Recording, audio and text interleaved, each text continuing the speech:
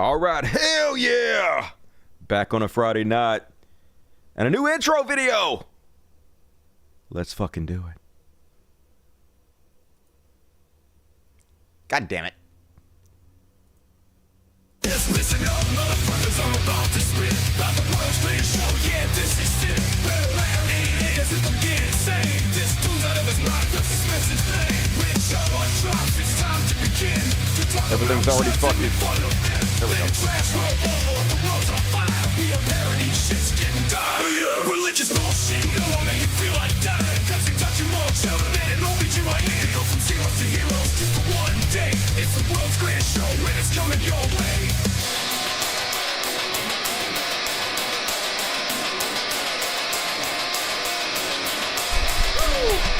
Rock! It's time for the Dusty Show. It's time for the Dusty Show. And we never grow. Time for the Dusty Show. It's time for the Dusty Show. And we never grow. Time for the Dusty Show. Hey, what's up, everybody? Welcome to the world's finest program on this Friday night. I love you. Yep, Asteroid 2025. Thought I needed something new, and I was like, what can I do? What can I make? So I made that, threw that together. I got another one, too. I'll debut on the next show. So how's everybody doing tonight? Appreciate you. Got a shorter show tonight. Boring is good. Hope you guys are fine this week. Forgive me, my children, I have sinned. I did not work on my book yesterday. No, instead, I watched season 3 of The White Lotus. Yeah.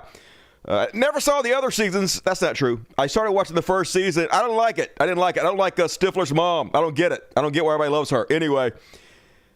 But season 3 got my favorite actor ever, Walton Goggins. You guys ever seen Vice Principals? You got to go see Vice Principals immediately. The dude is just utter joyous chaos. One of the best performances you'll ever see. Walton Goggins. Vice Principals. But he's in the new season of White Lotus. I've been watching that, and I love him. The show, I guess it's for women. I don't know. Starting to think I'm not the target demographic for that, but whatever. Oh, man. And did nothing else, just relaxed. I've been eating a lot better. I feel a lot better, folks. I've already lost a couple pounds, got to say. A couple pounds lost. I've been eating like these healthy choice meals. So like 300 calories each. And I haven't been no drinking in like over 2 weeks. That alone will help you lose weight. Even if I wasn't watching what I ate, taking the Mexican Ozempic, I would lose weight anyway. Because like even if you're drinking light beer, every light beer is like 95 calories per beer. Okay. And it's like basically water takes you 10 to get drunk. That's 1,000 calories right there. You're only supposed to have at maximum 2,000 calories every day. So if you drink a couple days a week, like 3,000 extra calories is like a pound.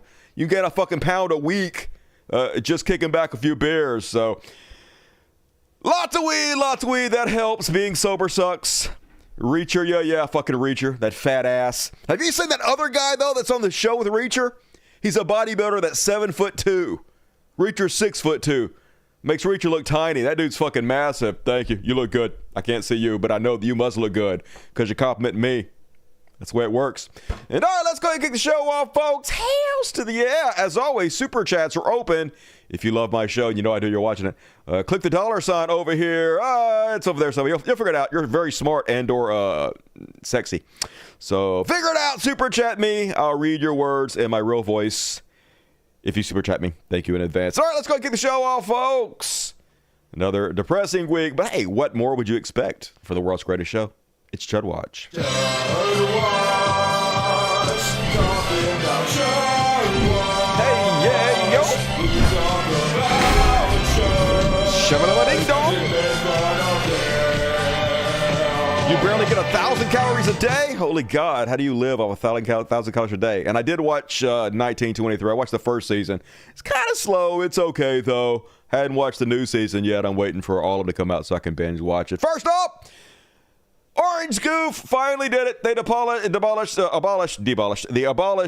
Department of Education because we don't need no education. No, we don't need no thought control. Okay, maybe we do need a thought control, but not the education part. Fuck that, folks. And it's just so creepy, so weird. He got a bunch of kids around him. He set up a fake classroom to celebrate the destruction of public education in America. Should I do this? So weird.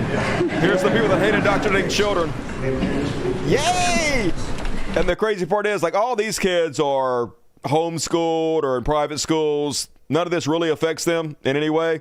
So I'm sure they're happy to stick it to the poors who are going to have shittier education now.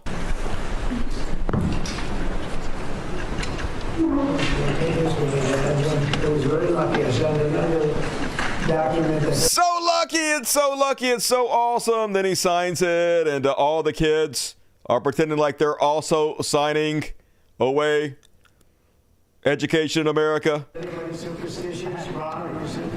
Here you go. Yay, we did it. Yay, fuck the poors. So the Department of Education mostly helps poor kids, minorities who are more likely to be poor, people with learning disabilities, people who are disabled. Doesn't affect private schools at all.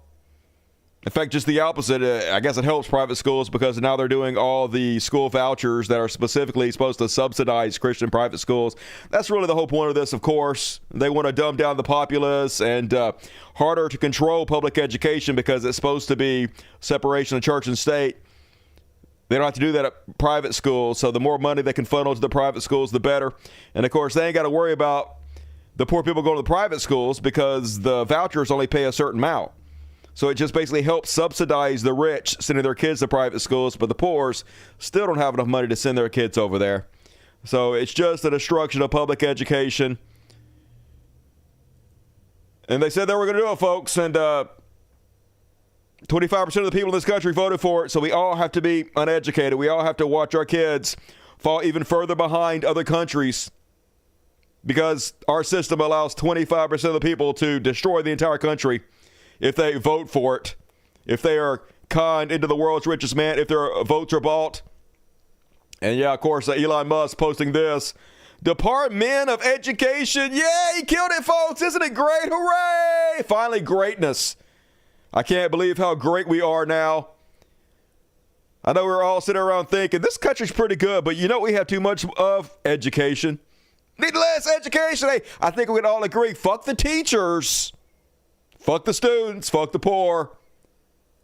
Let's get rid of that shit. Stat.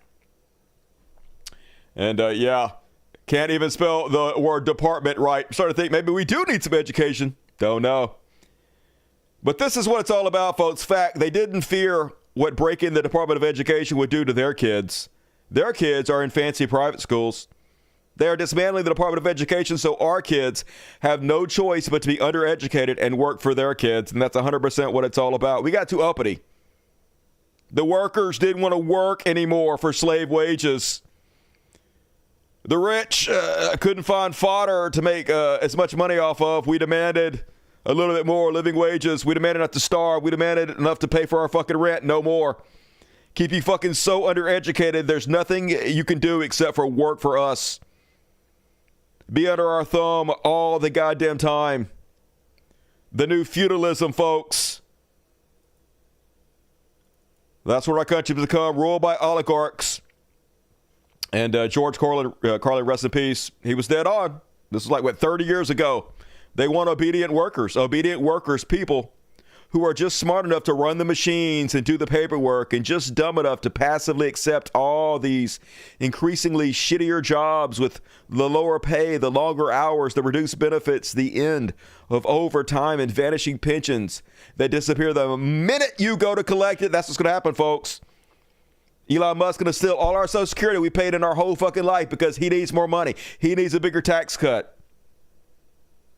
He needs more money to buy up our government, to keep us under our thumbs, more power to send more of us to the rape camps.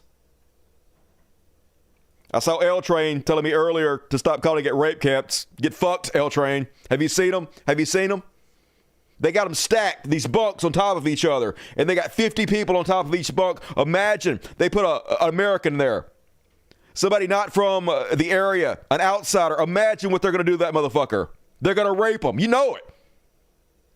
When are Democrats going to stop being total fucking pussies and stand up and call a goddamn spade a spade? You're going to have to piss me the fuck off, y'all. Born fucking losers. That's what the left is. That's how this fucking happened. Because you're born fucking losers. And this is why they're doing it, folks. White men, no degree, plus 41 for Trump. That's what they're doing it. That's why they're destroying education, y'all. White women, no degree, only plus 14. White men with a college, basically even, and white women with college, negative 38. But this is what it's all about, folks. Destroy public education, make it where less people go to college, and the Republicans rule us forever. I don't know why they're bothered, though, really, though, because he's already decided to be a dictator. They don't need our votes anymore. But it's easier to rule us as a dictator if they don't have to worry about trying to pretend like they need our fucking votes. And speaking of the rape camps, and yes, that's what they are. Butch the fuck up. More details come about the people they sent to the fucking rape camps. Man deported to El Salvador under Alien Enemies Act because of soccer logo tattoo. Listen to this shit, folks. The reason they're doing this is terrorism. Okay, they're trying to disappear people. It doesn't matter who they are. Doesn't matter what they did, to set the precedent that they can disappear people to rape camps in El Salvador so then they can threaten us. You guys don't want to get sent to the rape camps. You better not fight back. You better lay the fuck down. You better not do what we tell you to do, because even if a judge says we can't do it, we're still going to fucking do it. Even if you're not guilty, we have no fucking proof, we're still going to do it. An attorney representing a migrant sent to El Salvador under the Alien Enemies Act says her client was deported due to a soccer logo tattoo, according to court declaration submitted Wednesday night. Lynette Tobin is representing Jersey Reyes Barrios, a professional soccer player from Venezuela who protested the Maduro regime in February and March 2024 and was detained and tortured after one of the demonstrations. Barrios came to the U.S.-Mexico border legally through the CBP One app in September 2024, but has been accused of being a Tren de Aragua or TDA member and was detained at a facility under maximum security. The Biden administration expanded the use of CBP One phone application to allow migrants to submit some background information and schedule appointments with the immigration officials at ports of entry. Officials would then determine if the person could be allowed into the country, some in order to submit an asylum claim. President Donald Trump eliminated that feature during his first days in office. So the tattoo in question showed a crown sitting on top of a soccer ball with a rosary and the words Dios, oh God, according to Tobin. A declaration from the tattoo artist. They even messaged the tattoo artist and got his side of it. He clarified all of this.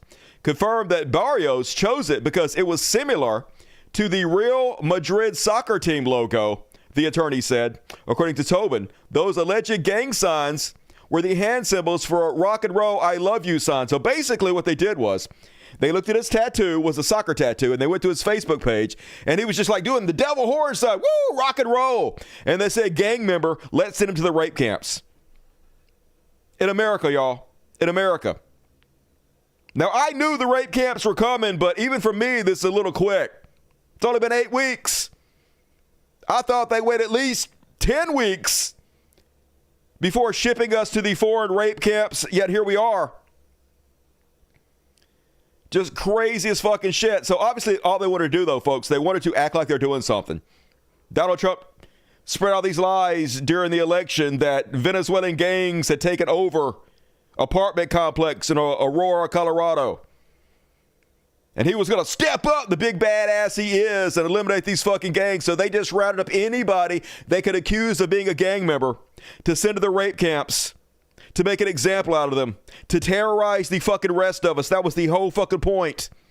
And now they're using their rape camps to terrorize us, not to boycott Tesla or damage their fucking cars. We're going to get to that in the Elon section.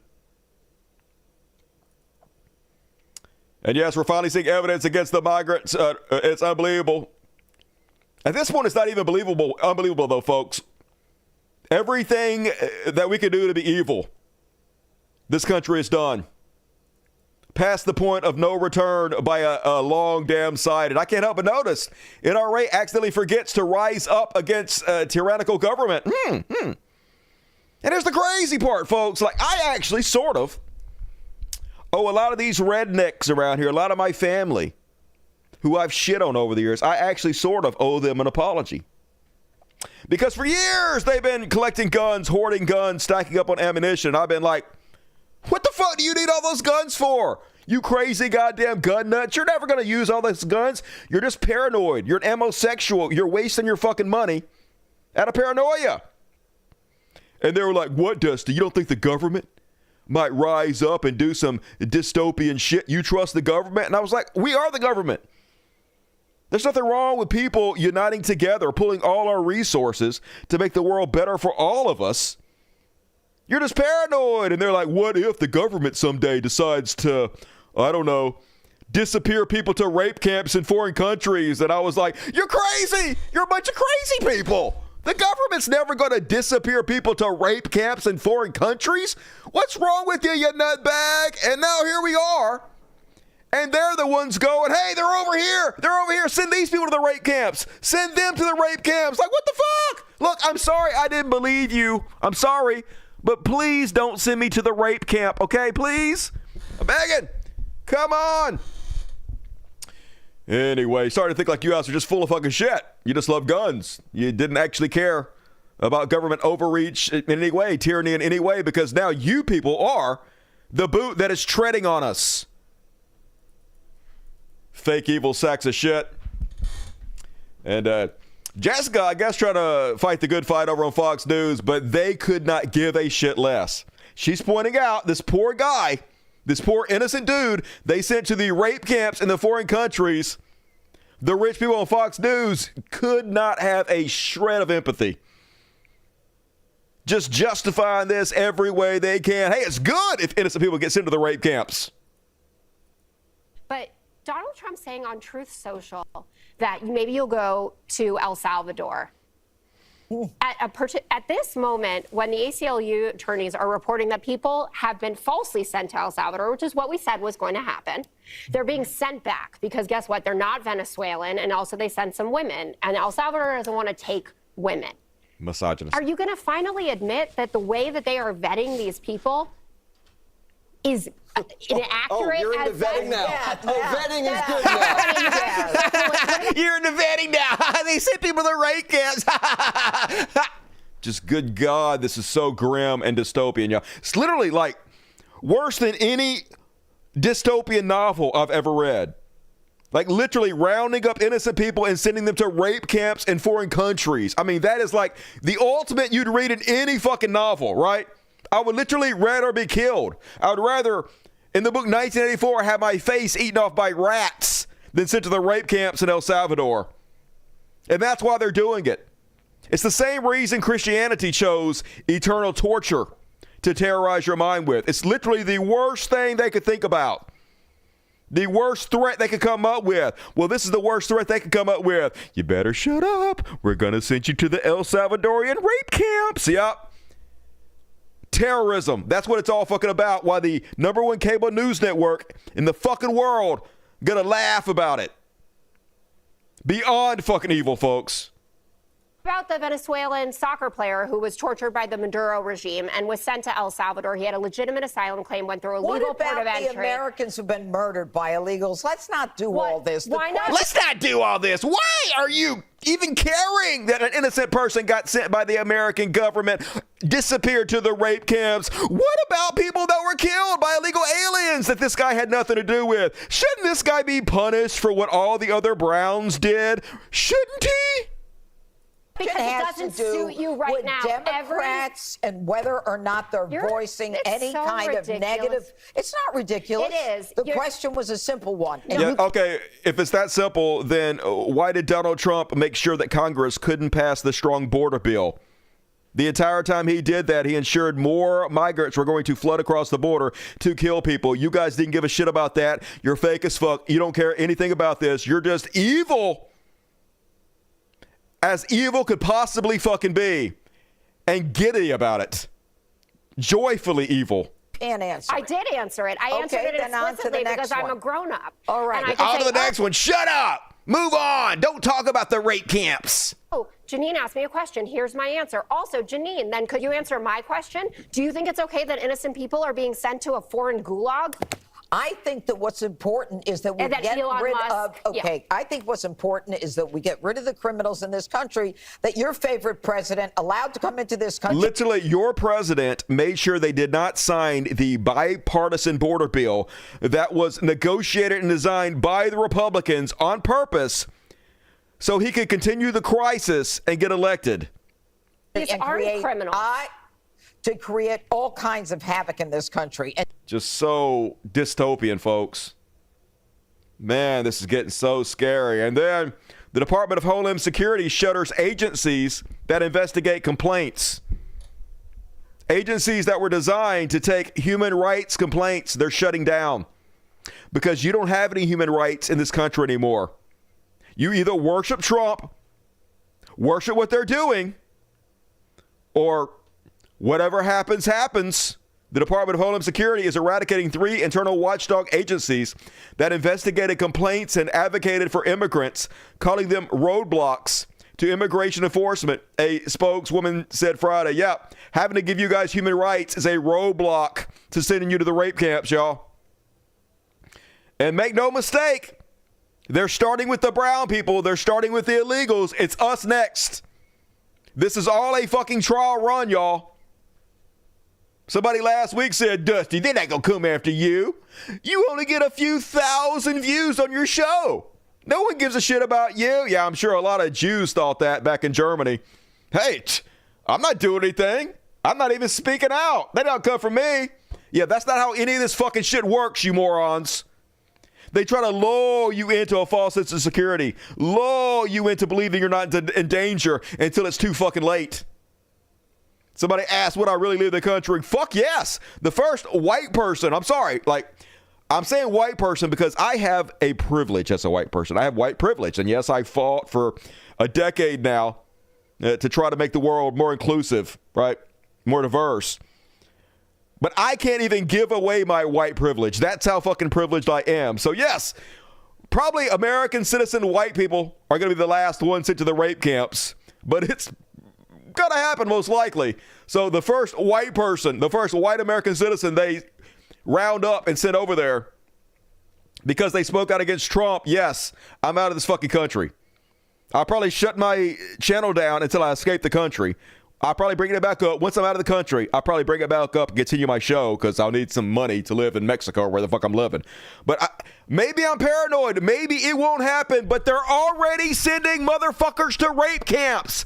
It's the second month, y'all. So yeah, this is serious shit. Passport Tookie, quit lying. What am I lying about? Tell me right now what I'm lying about. Otherwise, you're getting booted for trolling. You have, I'll give you 2 minutes before you get booted. You better hurry up. And next up, now Trump administration is saying that ICE can enter your house without a warrant. Trump administration lawyers have determined that an 18th century wartime law the president has invoked to deport suspected members of Venezuelan gang allows federal agents to enter homes without warrants. According to people familiar with internal discussions, the disclosure reflects the Trump administration's aggressive view of presidential power, including setting aside a key provision in the Fourth Amendment, fuck the Constitution, that requires a court order to search someone's home. So yeah, no more rights for you guys. Not allowed to keep the cops out of your house or the ICE out of your house that can just burst in the fucking new America. Fascist, wiping their ass with the Constitution as they usually do. Dude, better hurry up. I ain't seen him say what I'm lying about. Oh, no, you got, okay, deleted by Black Corvette. All right. You get boot. Did you boot him too? Just boot that motherfucker. Who gives a shit? Nothing better to do with their time than fucking troll. Useless. And that, to make things worse, apparently, they're about to deport all the Haitians. Remember, we were having a worker shortage. And they begged migrants from all over the world, hey, we need you. We need you to save America. We need workers, okay? So we're opening up a lot of visas for workers to come over here and help rebuild our cities. Please come. And so war-torn countries like Haiti answered the call, and they came over to help, and they helped. They helped rebuild our cities. They worked hard. They became pillars of the community. And so Donald Trump had to scapegoat them because they're black and we are a racist, fucking cracker-ass, ignorant bitch country. And he told you all that they were eating your pets. And now that he's president, he has to pretend like he wasn't fucking lying by going forth and getting rid of all of them. And he's telling them all to self-deport because you would hate to get sent to the rape camps. Who knows? We might accidentally round you up and you might accidentally get sent to the rape camps. And yes, you did come over here. Yes, you were invited to come over here. Yes. We begged you and you came over to help us. You did it. But now, get the fuck out before we send you to the rape camps, because that's who we are.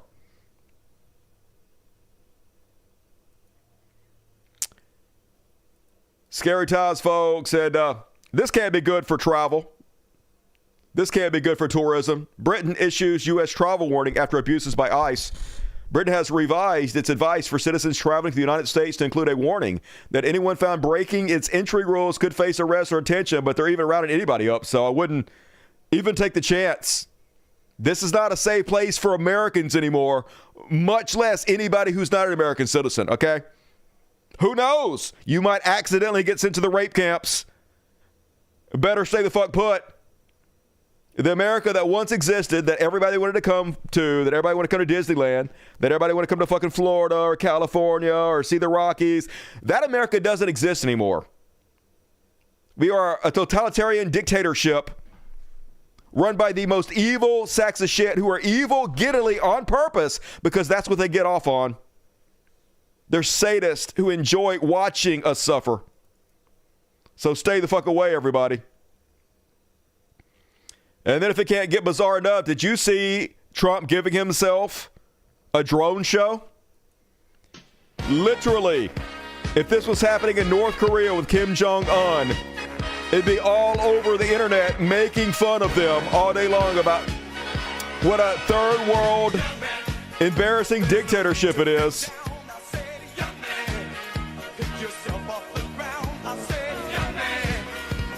But yeah, always got to suck its own dick, folks.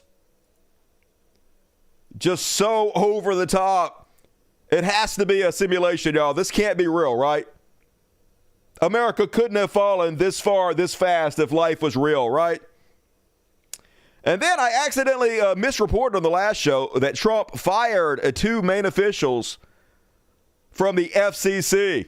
I said FTC, but I meant FCC, but it was actually the FTC and not the FCC. So, not the people that handle the airwaves for the news stations, but the FTC is the Financial Trade Commission.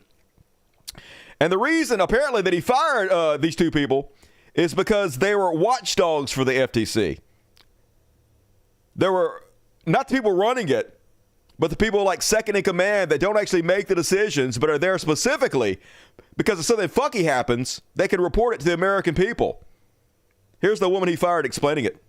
It's typical when you're reporting at the White House to run into West Wing officials, Republican lawmakers, cabinet secretaries as they're making their way to and from meetings. One of the best ways to catch officials to ask questions is when they have TV interviews on the North Lawn of the White House. Often when they are coming back, the reporters are standing there. That happened today with one of President Trump's top economic advisors, Kevin Hassett, as soon as he wrapped an interview. This was coming about 24 hours after President Trump had summarily fired both of the Democratic commissioners who serve on the Federal Trade Commission, which they argued was an illegal move by the president. And it also raised questions, certainly in the business world, about whether or not that could mean that Trump is preparing to seek to fire other independent agency heads, like potentially the Fed chair, Fed board members. A question that I posed to Mr. Kevin Hassett. The president. Anyway, long interview. A long story short, though, she interviews the woman. And basically, the woman explains that the reason that she was fired was because they don't want her to oversight. They don't want her to whistleblow and tell about all the corruption going on inside the FTC. So basically, exactly what you expected was happening is happening. It's always so the criminals can get away with their fucking crimes. That's what all this is about, folks. And then, speaking of which, folks, you can't combat this. You can't. This whole system has to collapse. Democrats can't combat this. Because unless you're willing to be evil and crooked and corrupt, you cannot compete. So here's what happened. So Trump signed an executive order attacking the Paul Weiss law firm because, according to him, they were handling cases for left-wing people, and Trump didn't like it. Trump literally attacking lawyers with frivolous lawsuits, trying to intimidate them into dropping their cases where they support left-wing causes and left-wing people. They caved immediately. The Paul Weiss law firm immediately agreed to stop handling the cases Trump didn't like, and also agreed to give Trump $40 million in free legal services. $40 million. This is just one thing. He does so much of this. He frivolously sues, use the power of the presidency to go after anybody he wants to, and one after the other they cave and just give him whatever they want to. Zuckerberg gave him like $25 million. CBS did the same fucking thing. These people, $40 million to his personal legal battles. How, if you're a decent, law-abiding citizen, can you combat this? No Democrat who's following the fucking rules can combat this. There's nothing you can do. Your vote doesn't count. They've set up a system where only evil people can get to the fucking top. Your vote doesn't count. I better hush. They're going to send me to the fucking rape camps. It could definitely happen. And then the economy not looking so good. Not only is the UK issuing warnings about even come to this country, apparently bastions of tourism from Canada are having a hard time in Trump's economy. This has been a family business for 50 years. You got to take into the fact how the Canadians perceive this, and they are incredibly pissed off. We met Sterling Morse in Old Orchard Beach, Maine. He owns the Point of View Inn, which is only about 150 miles from the Canadian border. We have been here. He says the majority of his regular customers are French Canadians. Very traditional people, families that take the same room, the same dates every year. Not this year. Sterling says most of his Canadian customers have canceled, fed up with President Donald Trump's antagonistic rhetoric toward Canada. And this is happening all over the world, folks. They're canceling all over the world. The tourism industry in this country are going to dry the fuck up. And then, I hate to say it, folks. I'm just to be honest. I'm sick of seeing this kid. Now, I know this kid got cancer, and I'm sorry for this kid. I'm sorry. And at the same time, if giving this kid this dopey uniform and making him feel like he's important, it's making his short time he has left on this planet better, than good. But also, they literally cut cancer research while they're parading this kid around as a political prop. Little Emmanuel Lucas here. What you talk about, Willis? Parading this little guy around the country while he's fighting cancer, and y'all are cutting funding for cancer research is evil, yes. Just part of the growing evil in our country. Just one more thing. What happens to deported people's assets? I have no idea. I assume it gets stolen as soon as you get into the rape camps. That'd be my guess. You're not going to need it where you're going. And then, I don't understand why CNN keeps having Kevin O'Leary on, one of the worst humans on earth. I mean, I know why they do it. They do it for ratings. But basically, what they do is they let these people on there, and they let them tell 20 lies, and they debunk one lie, letting them demagogue and filibuster and talk over everybody and spread 20 fucking lies. So actually having them on the program does nothing but spread misinformation and hurt worse than it helps, but they don't give a shit. Anyway, he's such a weird, creepy guy, this billionaire who is mentally ill, wants to hoard everything for himself, and he ends up touching this woman on the arm, and she no like it. Here's her slapping him down on television. But I'm saying, like, you can contribute to whoever you want, and After the hope is that cooling off they're period. going to know that you want certain priorities. He literally tweeted to the members of Congress. The oldest profession on you don't earth have to touch me. is not. He literally tweeted to these members, did that thank you for nicely. doing this. I don't want you to touch me. That's my I personal won't space. ever do it again. Thank Thank you. you. But he literally says, Like literally no woman on earth wants you to touch them, dude. He's trying to touch her to shut her up, but okay, sweetie, the man is talking. No, shut the fuck up. Boycott CNN. Fuck CNN. Don't watch CNN. Even though I'm playing clips from him, you're the hypocrite. And then Texas governor backs batshit QAnon bill to ban furries in schools. Yay! Hey, at least they're tackling the huge real issues we have in this country. A freshly filed bill brings the topic of furries in Texas schools to the House. The bill forbidding unlawful representation of role-playing in Education Act, pet named the Furries Act, would ban students from observing non-human behaviors, which included, but are not limited to, meowing, barking, and hissing, wearing a tail, collar, and ears, and licking oneself in a grooming manner. Cool. I hate this country. I can't pretend I don't. It's a country too stupid to fucking exist. Why oligarchs take everything from us. Why you can't afford to have a kid. While we're dying 10 years younger than every other first goddamn world country. This is what the people you're voting for are doing. This utter goddamn useless nonsense. So fuck this country. Whatever happens, happens. And it's always the way. How many times is this going to happen? MAGA influencer and Fox News guest Ricky Wynn has been indicted for producing child sexual abuse materials. What? I'm so fucking shocked. Not a drag queen. Yep. A MAGA influencer known for posting sensationalized videos of homeless people in San Francisco was indicted Tuesday on federal charges of producing child sex abuse material. Ricky Wynn, 39, known as Raw Ricky, nice, to his more than 100,000 Instagram followers, was first arrested in November and charged with pimping and pandering by procuring. At least I'm sure those know more. What's that? Yet another one, Oklahoma Trump supporter who shared fake pictures depicting Kamala Harris with billionaire child rapist Jeffrey Epstein. Damian Searles has been arrested for the rape of a child. Yep, I mean, there are actually real pictures of Donald Trump with Jeffrey Epstein. Jeffrey Epstein on recording saying he was Donald Trump's closest friend for 10 years. There's 12 different pieces of contact information from Donald Trump in Jeffrey Epstein's little black book. Multiple trips on Lolita Express. They don't care about that. No. They got fake pictures of Kamala with him. Like that's a gotcha, but nope.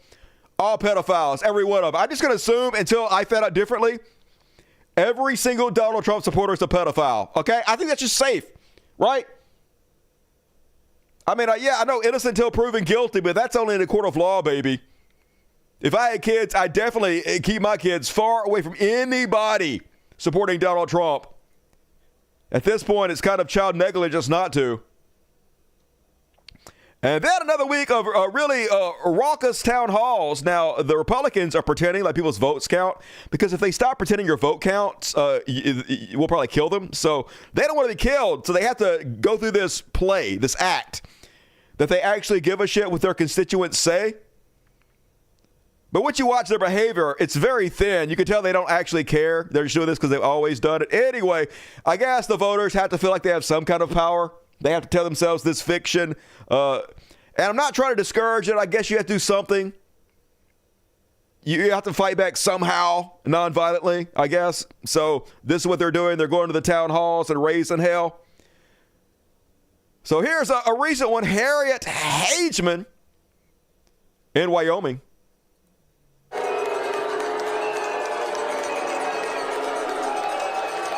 Look at her. She could not give a shit less. Literally, he said he was trying to dismantle Social Security. He said it's the biggest entitlement we have to get rid of. That's what he fucking said. He has his people embedded into Social Security administration. He has backdoors into the whole fucking thing. What are you talking about? And even with Social Security. Yeah, they're not allowed to do anything. They're not allowed to send people to rape camps in foreign countries either, but they did that. The work that I have specifically been doing, I am on the Judiciary Committee and the Natural Resources Committee. I worked for the U.S. Department of Agriculture, helping Wyoming. So let's look at a couple of these other things. You had veterans out there trying to hold our fucking feet to the fire. They did a great job. But it doesn't matter because they don't care. Question here. And just to give you a little reference, I'm a retired military officer. Don't clap for me. I love her. my hand to defend the Constitution against all enemies, foreign and domestic. And at that time, well, I still am. I am still a Republican. I am, bless his heart, a Simpson Republican. OJ? That believes in working together across the aisle. And my question, having looked at Musk's Doge, whatever website, you are a lawyer. Where is this fraud? Who, what company, what organization, what personnel? I'll just start reading some of it. So she's about to read money that the Congress earmarked to be spent and how it was spent. This is not fraud. It may be expenditure she doesn't like, but that is not fraud. So she's going to read expenditure, not even in context, just out of context expenditures that she doesn't like and claim it's fraud. But if it was fraud, why are you not prosecuting anybody? If you're not prosecuting anybody and you have a whole sheet of fraud, then you are the fraud. You are the criminals.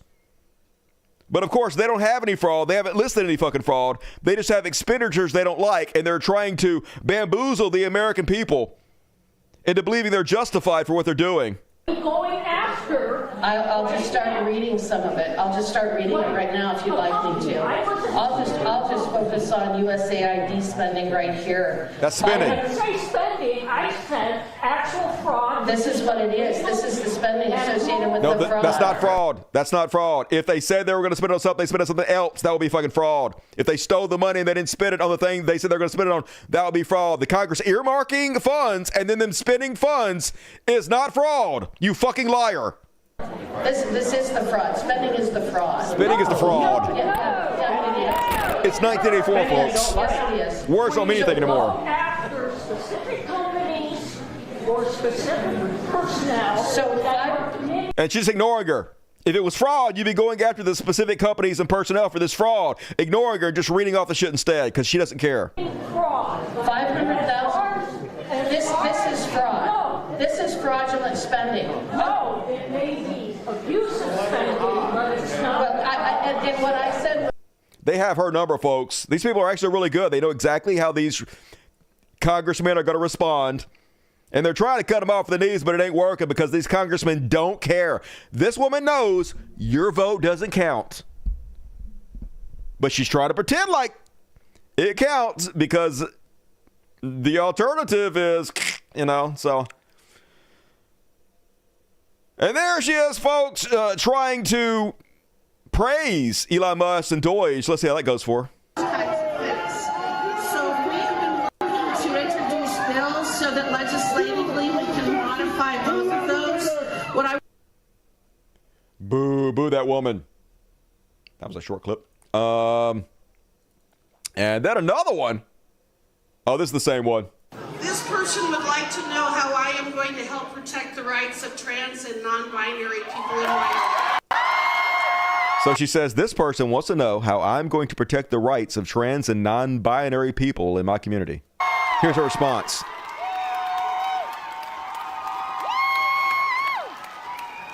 I don't even know what that means. I don't even know what that means. Folks.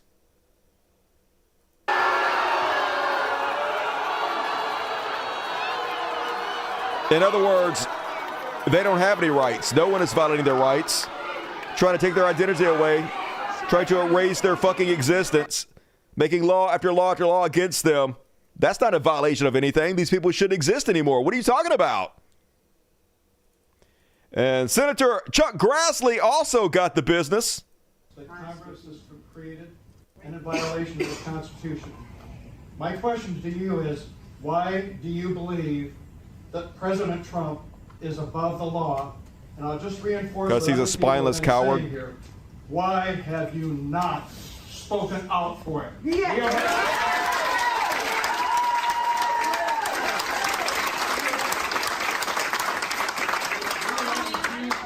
Job, and we have trusted you with our votes. We have sent you to Congress for He's an accessory.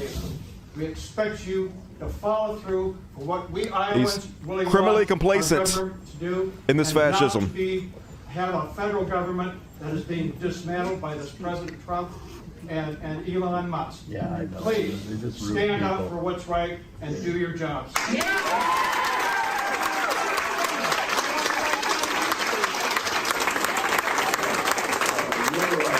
Your statement gives me a wonderful opportunity to explain to you that constantly, every time I go from my office to the Senate floor, there's journalists not by the dozens, but by a couple dozen, that are there to ask me questions all the time. And I take time to answer their questions. And I never see anything in print that I ever say to them. So I have to assume that you don't get a chance unless you... All right, well, answer the fucking question. What are you doing to stand up to him? Here's your fucking shot. Do a vast amount of reading that you'd ever see anything. He's a victim, y'all. This corpse. So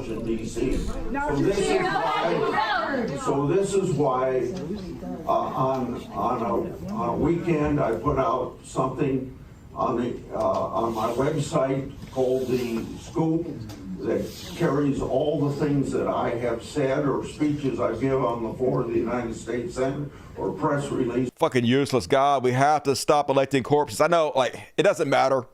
None of this matters until the whole system collapses and we build something new where we don't have to elect representatives anymore. We have to get rid of representative democracy, folks. It has to be direct democracy. I have an idea using the blockchain. Allow everybody to vote on issues through the fucking blockchain. It'd be way better than this shit. Would it be perfect? No. It wouldn't be perfect. Would it be better than this? Literally anything. No government at this point would be better than sending people to rape camps. And Texas turning into a fascist shithole. What else is new? It's time to speak up. I just got barred from the rest of the town hall meeting here in Bonham, Texas, Fannin County, with Representative Pat Fallon. Pat Fallon was towing the Trump party line, singing the praises of Doge and saying how they're not cutting veteran services, just employees. I said boo a few times, not alone. There were many people who said boo. Far more people saying boo than the ones that were clapping. But when I did, a Capitol Police officer, she has a uniform and a badge that said Capitol Police, came and stood right beside me. And then two people got taken out. One lady was saying he should be ashamed of himself when he was talking about veterans. There was a Hispanic man. I did not hear what he said, but they took his arm to take him out. And so I got up to go because I'll be damned if I'm going to sit there like the people in that town hall where that lady got zip tied and drug out. I went out to make sure they were okay. I cooled off a minute and then I tried to go back in and they wouldn't let me. They barred the door. There were Fannin County Sheriff's Office and there were also the Capitol Police woman who said, I can't go back in. You've been asked to leave. I said, no, I wasn't. Jack Butter I wasn't thugs. asked to leave. I got up and left on my own and now I want to come back in and watch the rest, hear my representatives. No, ma'am, you can't. You're disruptive. How was I disruptive? Well, you said boo. Yeah, I said boo, but there were a lot of people clapping who interrupted. That's disruptive. Are you asking them to leave? No, man, you're being disrespectful. It's disrespectful to say boo. So this is where we are, people. This is our America. If you clap and say, yes, sir, yes, sir, yes, sir, you can stay. But if not, rape camps, folks. Wow, it's just crazy how fucking fast all this happened. What the shit, America. But hey, we're great. Hey, I just want to say to all the conservatives out there, I got to tell you once again this week how owned I am. You did it. I'm fucking super owned. Congratulations. Mwah. Chef kiss to you. I've never been so owned in my entire life. Yeah, you destroyed the country. Yes. People getting sent to rape camps. We're as evil as humanly goddamn possible, but goddamn are we owned. So thank you. And all right, folks, hey, that is halftime. I told you it's going to be short. It's only 50 minutes in, though, so not too much of a short show. But as always, people get sent to shut up, camps. Dusty! Nobody wants to hear about your rape camps. I have a patron site. Now, patron works. Oh, basically, you just chip in a few bucks, okay? Basically, I'm a digital busker. You know what busking is? It's like people that play instruments or do comedy acts or, those people that stand really still on the street, the human statues, and you're like, wow, this guy's talented. I'm going to throw him a couple bucks because he entertained me. He's good at what he does. That's basically what patron is. It's like if you like what I do, you throw me a couple bucks and help me continue to do this. And I need it, folks.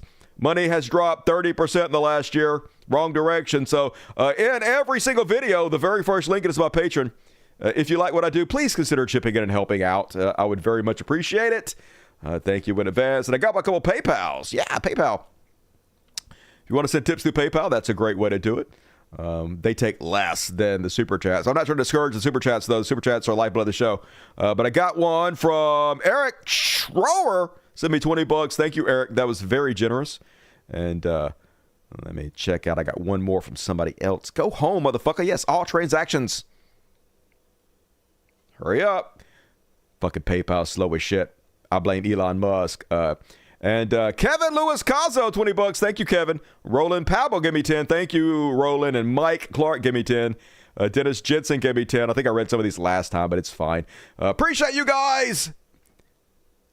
And I love you. And all right, let's read the super chats. Let's see what we did tonight. Only 600 people watching tonight. It's a slow Friday. Whatever. $1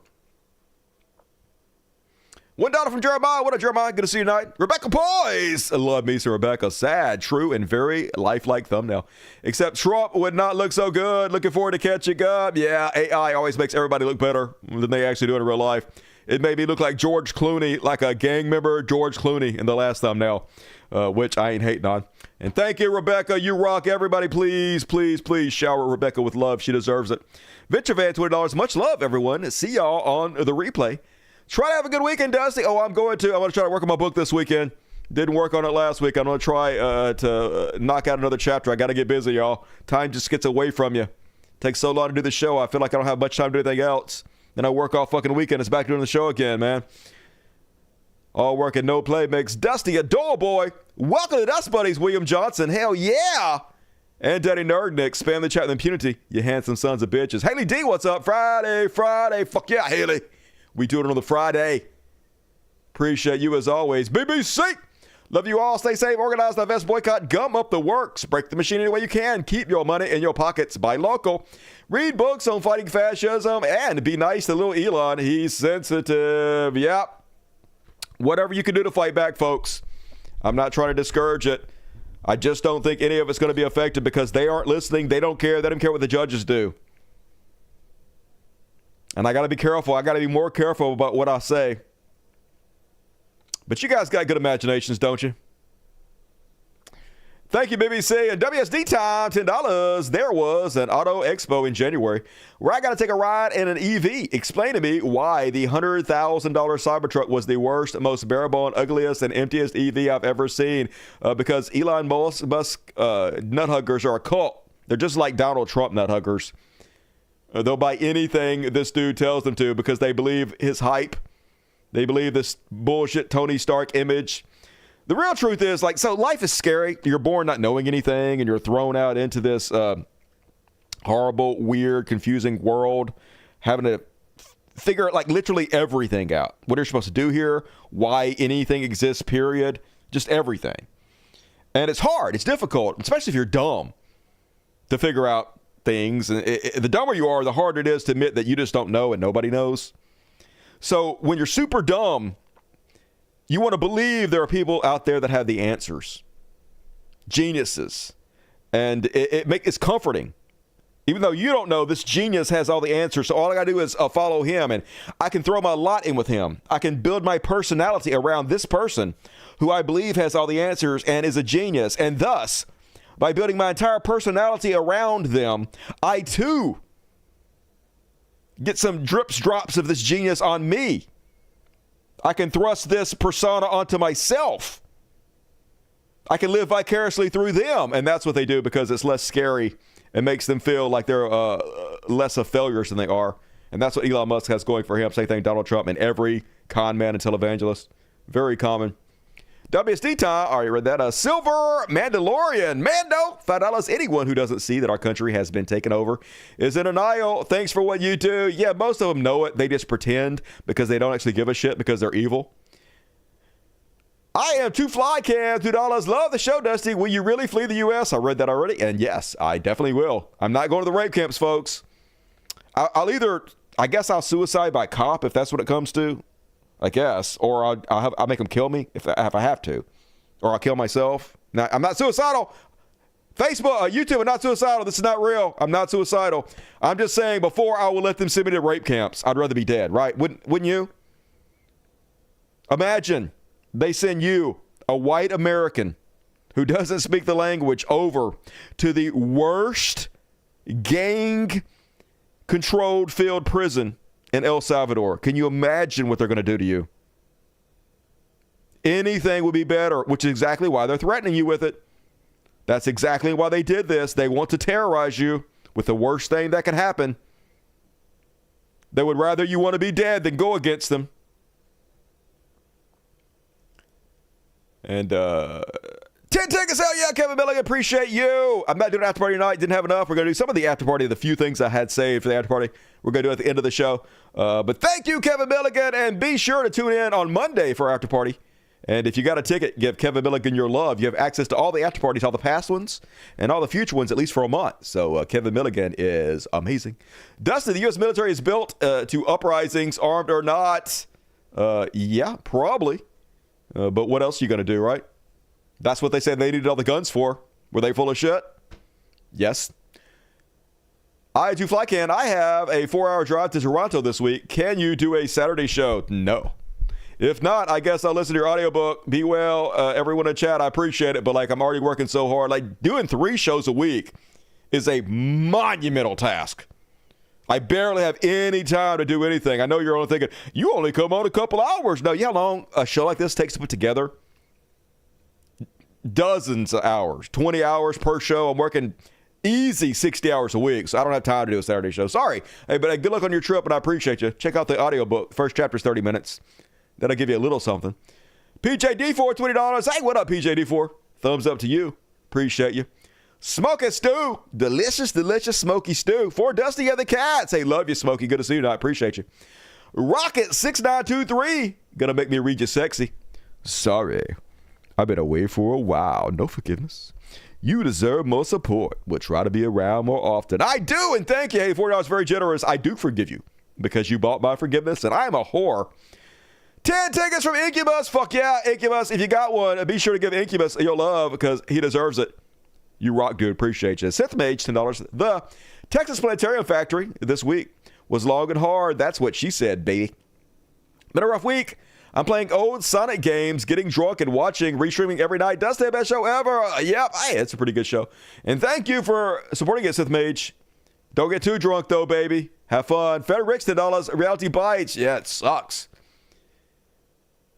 It mars and bruises and bleeds like love. And Blame Canada gave me 2,000 Ys. I don't know what that is. Let's see.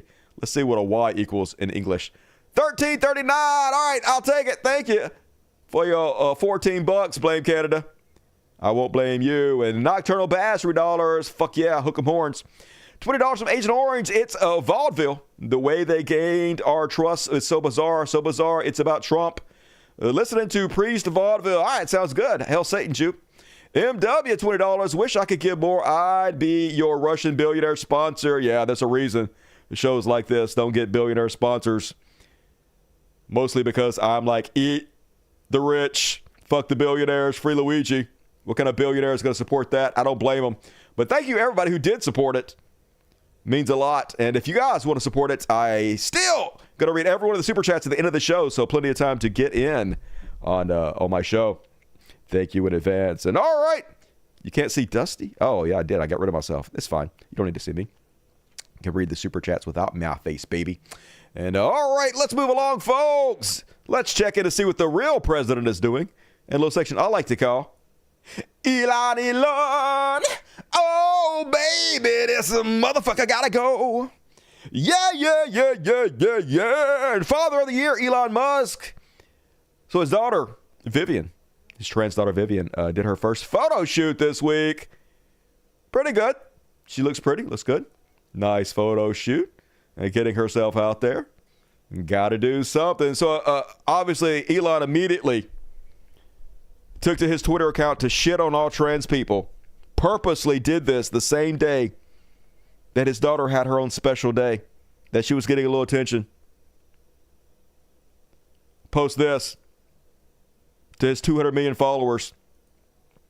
For sexual violence, the data is off the charts. Wow, trans violence is extremely far above normal levels. Yes, my daughter who has disowned me.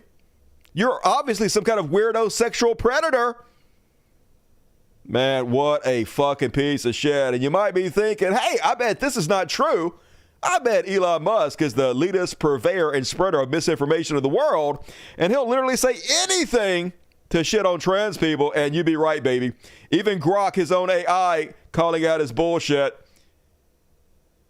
Is this true, Grok? And Grok is like, no. Data doesn't support the claim that trans violence is extremely far above normal levels. Studies like the one from the American Journal of Public Health suggest transgender homicide rates are often lower than cisgender rates. Trans individuals are over 4 times more likely to be the victims of violence, not perpetrators. Per the Williams Institute, the claim likely confuses victimization with perpetration. And they're not confusing anything. It doesn't likely confuse anything. They're lying on purpose because this is what they do. Then he's going to play the victim. Why everybody hate me so much? Yes, I lie all day long. And I shit on the most vulnerable people in our society. But why does everybody hate me? This is why, Elon. The richest man, also the worst man. Not a coincidence. And at first, he was all like... The fundamental weakness of Western civilization is empathy. That's right, fucking evil empathy, guys. Here's the world's richest man on the #1 podcast in the world telling people that the worst thing about this country is that we're too empathetic, y'all. And this is something that Christians have been teaching also this last few years. The sin of empathy. That's where we're at on the evil scale, y'all. That the people ruling us are calling empathy evil. Now, all empathy is placing yourself in somebody else's shoes, understanding what they're going through, and treating them the way that you would want to be treated.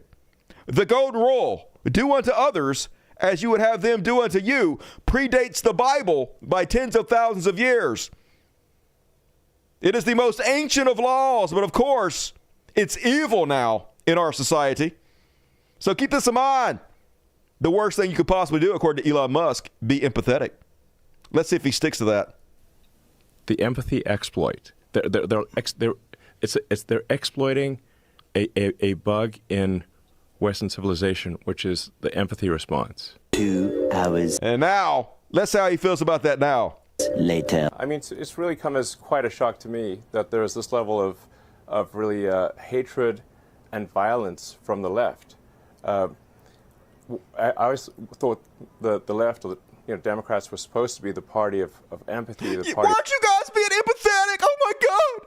You're supposed to be empathetic. A translation: hey, I think empathy is a weakness, and I thought you guys were supposed to be weak as fuck. I thought you guys were supposed to just lay down and let me rape you in the fucking ass all day long. I thought you guys were just going to lay down and let me take everything from you. I didn't know you were going to stand up and fight back. You guys aren't supposed to do this. You guys are supposed to let me exploit the bug of Western empathy. What's going on here, guys? Of caring. Yeah, fuck you. You know nothing about leftism. You know nothing about progressive causes. You know nothing about revolutions, motherfucker. That's why you need to wear your kid as a hat a little more often there, Elon. Never know, buddy. Free Luigi. And then, remember Elon got up there last show and he was like, I'm just a small bean. I never hurt anybody. Why does everybody hate me? Well, apparently there is a longer version of him giving this speech, and I missed this version of his speech the first time, but this one actually is way more accurate, and I'll give it to him. Hey, at least he's honest here, folks. I've never done anything wrong. I mean, yes, I'm the biggest hoarder of wealth in human history, and I bought a presidential election, and that president fired anyone who ever tried to regulate me, and I fired thousands of federal employees, and I lied to lay the groundwork to take away Social Security while receiving $8 billion a day in government contracts, and I break up my own unions, and I got this hot dog haircut, and I use X to defraud my investors, and I pretend to champion free speech while actively suppressing it on Twitter, which I bought and turned into a hate-fueled nuclear-bred propaganda machine, and I disowned my own trans daughter and continued to humanize trans people even though I myself received gender-affirming care in the form of hair plugs and a botched cock implant, and I barely talked with the rest of my 13 kids, and I claim to be an authority on anti-Semitism despite downplaying the evils of Hitler and actively supporting Germany's new far-right hate party, and my grandfather being a literal Yahtzee and doing the old Yahtzee hello on the world stage twice, and I claim that Canada is not a real country, and I support Russia's invasion of Ukraine, and I called a heroic Thai diver a pedo because he made me look dumb, and I reinstated the Twitter account of an actual pedo because I agreed with his politics, and I still think the numbers 420 and 69 are funny as an adult man, and I continue to try and tell jokes in public even though no one's ever laughed with me in my entire life. But other than that, what did I do? Yeah. Other than that, all the other shit he did. I mean, that is actually a small list of the horrible things he has done, but that's some of it. And hey, I give him some credit for being honest there. Finally. But it ain't stopping people from being mad, folks. Even in Canada. Imagine being such a piece of shit you piss off Canadians. Here's a Tesla dealer getting a paint job. You missed the spot. Just saying. I don't think I would hire this painting company anymore. That's just me, but whoa, yeah. And I don't know what they're saying, but I'm guessing it's Free Palestine? I don't know. But hey, at least you're in Canada. Probably no rape camps for you guys. Lucky Canada. Don't even got to be raped by your government. And then, folks, it's getting out of hand for me, right?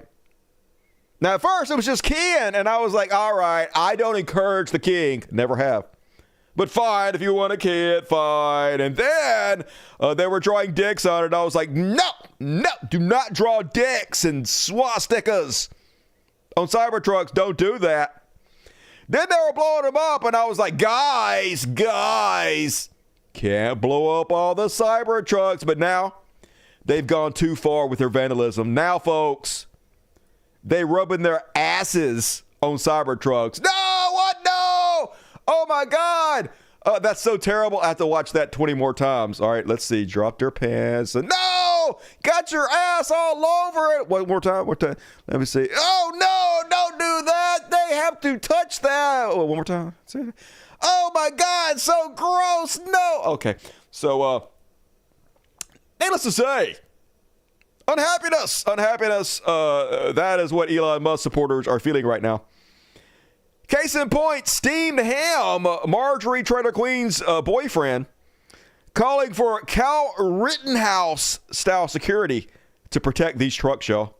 These people are terrorizing not only dealerships and taking down an American company, but also drivers as well. And maybe it's time to go full-on Cal Rittenhouse style security and start having armed security guards. That's right, America. Hey, maybe some of you, without even being asked by these dealerships, should take your AR-15 down to the dealership. And hey, maybe if you end up getting in an altercation with one of these lefties, you could kill them. Yay, kill them. And hey, don't worry.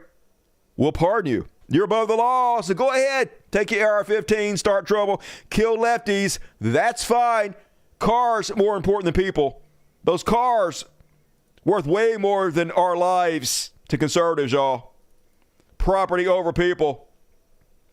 And folks, be careful out there because they are serious about treating these cars better than they treat humans in this country. This is where we're at right now. 3 people face federal charges in Tesla arson attacks in the U.S. as 80 more vehicles in Canada dealership are damaged. They are probably going to send these people to rape camps. Imagine when this guy gets sent to the El Salvadorian camp, what they're going to do to him. Mugshots of Colorado Tesla arsonists Trump intends to send to El Salvador president. Yes, they're threatening, folks. Threatening to send American citizens to the rape camps in El Salvador because you damaged a car. Now, you and I, they could walk right up to us, blow our brains out, not get sent to the rape camps, right? How many people walked into schools, executed children? Not a single one of them threatened to get sent to rape camps. You heard a car, straight to the foreign rape camps with you. That's where we're at, y'all. It's too late. Too late for this fucking country. It's cooked. Don't believe me? Here's Trump. I look forward to watching the sick terrorist thugs get 20-year in jail sentences for what they are doing to Elon Musk and Tesla. Perhaps they could even serve them in prisons of El Salvador, which have become so recently famous for such lovely conditions. Ha, they're raping them.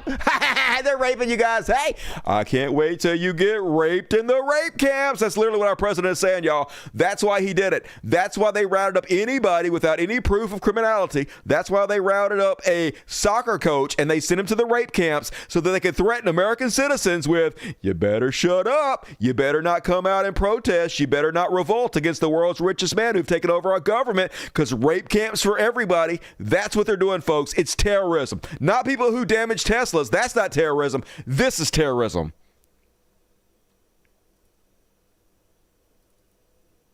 And I guess also this is terrorism.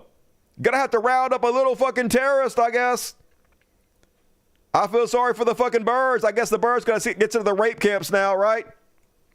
And surely they won't send me to the rape camps before the birds, right? Surely, as an American citizen, I have more rights than a bird, right? Right? Nope, you don't. You don't have more rights than a bird in this country.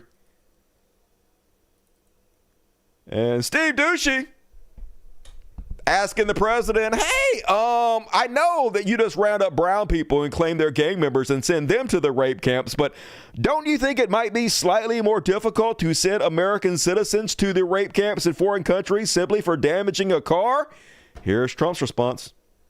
You said this morning 20 years in jail, and then maybe they'll go to one of these prisons in El Salvador. Do you think with the way that the judges have been issuing injunctions, it would be easier or harder to send these Tesla domestic terrorists to a jail in El Salvador than these... First off, I know how he frames it. He's framing them as domestic terrorists, y'all, for damaging a car. But also, Trump doesn't care about the judges anyway. He ignored the judge's order, so how does that interfere with what he's going to do? MS-13 are trying to arrival guys. Well, I view these people as terrorists, just like others. These are. When I looked at those showrooms burning and those cars, not one or two, like 7, 8, 10. He never said this about anybody shooting up kids. He never said, I looked at all the kids being murdered. Hey, all these kids went in a closet, and the guy shot through the closet, and he killed 30 kids. I look at that and I see terrorism, domestic terrorism. Never said a word about that. Cars, folks. The world's richest man, cars are more important than your children's lives. Burning, exploding all over the place. These are terrorists. You didn't have that on January 6th, I can tell you. Yes, we only tried to overthrow the government. We beat cops with flags, but we didn't hurt any cars, y'all. Like that on January 6th, which is sort of amazing because on January 6th, the Democrats were talking. Nobody was killed other than a very beautiful young woman, Ashley Babbitt. Nobody was killed. And you look at what's going on now with these terrorists. These are terrorists, and that's an organized event. You know, take a look at their signs. Take a look. They're all made by the same sign company. A nice, expensive job. Now, these are... It's George Soros. George Soros behind it, for sure. Can't wait to get my George Soros check. And yeah, MAGA. The military... protecting Tesla, but violent school children, nothing. They don't give a shit. It's all about the oligarch, folks. And there's a really important reason that this is happening, and we'll get over it more in a minute, but the oligarch sees Elon Musk as one of the pillars of the oligarch, and they're terrified that if that pillar is damaged, if it somehow collapses, crumbles, then the entirety of the oligarchy might collapse with it. Which is why they're desperate to prop up Elon Musk to make sure he doesn't lose a fucking dime. And yet, white male shoot up elementary school. Thoughts and prayers. I'm sorry it happened. Someone harms a Tesla. Rape camps. Rape camps for everybody. Got to go to the rape camp, you fucking terrorist. What a horrible, horrible country we live in. And yep, I will use all my powers to protect our most vulnerable group of Americans. Children, the poor, veterans, no, billionaires, of course, baby. That's all that matters.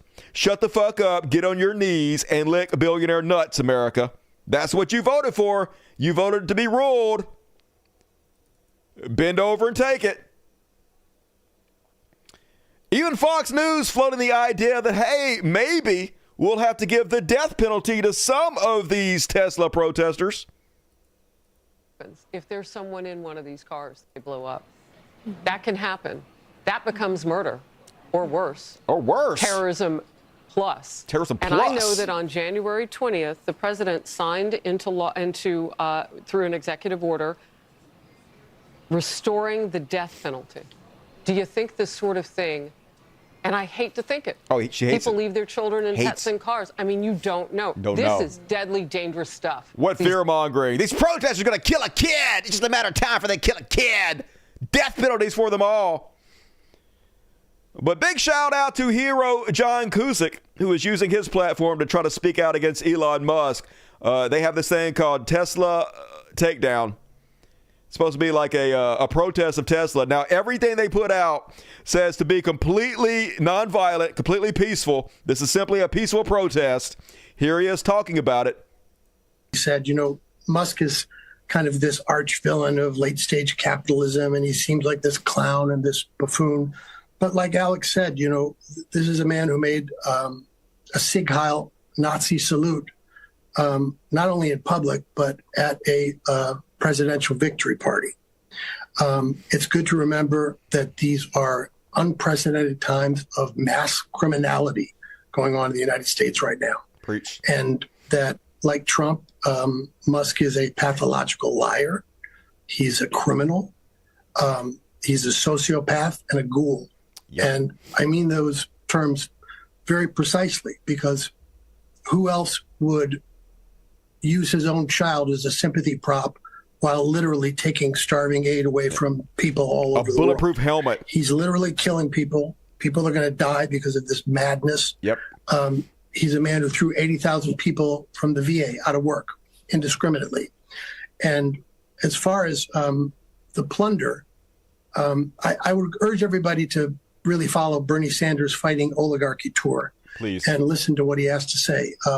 Because the list of abuses is too big to even tackle within 5 or 10 minutes. But I think it's important to know that not only are they trying to steal everything that isn't bolted down to the floor, yep, but as they get into these systems and plunder, he's also interested in the metadata. Yep. So when he gets into the Treasury, the metadata is all. Remember when conservatives used to freak out about Zuckerberg taking and selling their information? Oh my God, the evil billionaires stealing all our information. They don't give a shit that the world's richest man literally stealing all our government directly, all our data directly from the fucking government. Crickets, don't give a shit. Weird. All the connections between all of us who are talking right now, everything we've ever looked at online, every car we've ever tried to buy, or any movie we watched, anything we've done, all that stuff is metadata is like the new oil for these people. And so it's as bad as you think it is, it's even worse. He goes on, the whole thing's worth watching, but let's move on. So, of course, he called for peaceful, nonviolent protest of Tesla. Here's Fox News. These guys, 5 to 10 years in prison, they should be looking at, and they should be giving up who organized it and who's paying them. And this guy, John Cusack, who's an actor with marginal success, is actually calling on March 29th to be the day to blow up Teslas, and Crockett too. Well, he should be indicted. Well, there's something different about this. Literally calling for John Cusack to be put in jail for protesting, y'all. I guess John Cusack got to go to the rape camp, y'all, because protesting is not allowed in America. Not when you protest the world's richest man. It's verboten. They're God men. You're not allowed to oppose them. Lay the fuck down, motherfuckers. And yes, hang Mike Pence. He's a patriot, but boycott Tesla. Terrorism! Rape kits for everybody. Meanwhile, they just recalled all 46,000 Cybertrucks because the parts keep falling off on them. They said, oops, we used the wrong glue to glue the panels on. Any glue is the wrong glue. You shouldn't be gluing parts of a car on there.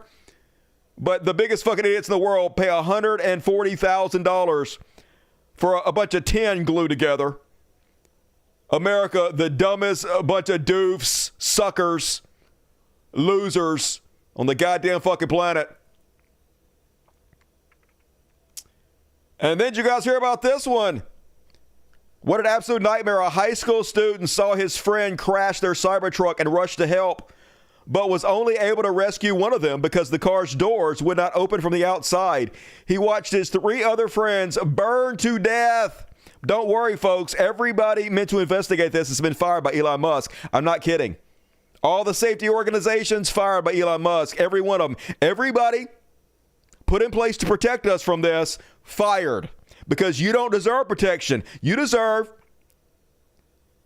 to be conned out of your hard-earned money, to be stolen by Elon Musk, to be sold a lemon, to burn to death in your fucking car with no responsibility whatsoever from the world's richest man. You just got to die for him, baby.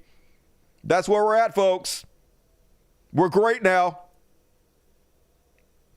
And then it just seems to me like I wouldn't be caught dead owning a Tesla for multiple reasons, but also SafeCoin Insurance and Liberty Mutual have canceled my insurance because they say they don't cover Cybertrucks anymore. The 2024 Tesla Cybertruck does not qualify for coverage under Safeco's personal auto program due to the vehicle being on our ineligible vehicle list. Yes, he had insurance. They cut him off. No more. It's too dangerous to insure Teslas anymore, so good luck as your insurance premiums skyrocket, you fucking morons. That's the price of supporting Nazism, you fascist. I hope nobody covers you.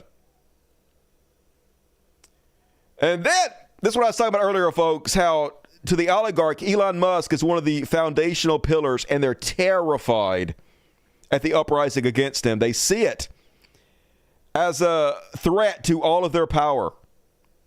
And so that's why they have to shield him, prop him up in every way they can to make sure he doesn't lose a dime.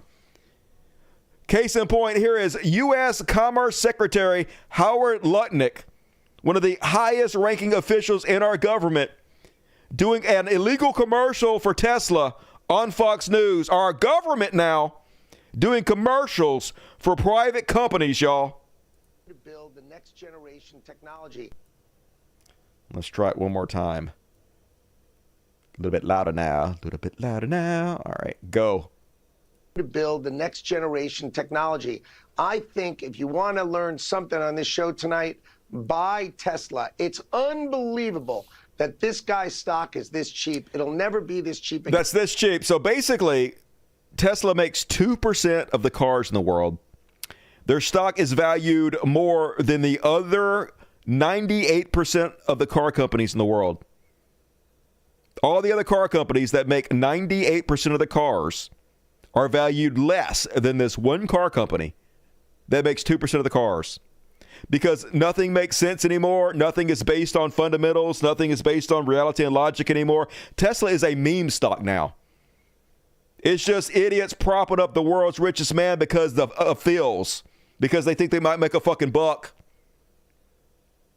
Again, when people understand the things he's building, the robots he's building, the technology he's building, people are going to be dreaming of today and Jesse Waters and thinking, gosh, I should have bought Elon Musk's stock. I mean, who wouldn't invest in Elon Musk? You got to be kidding.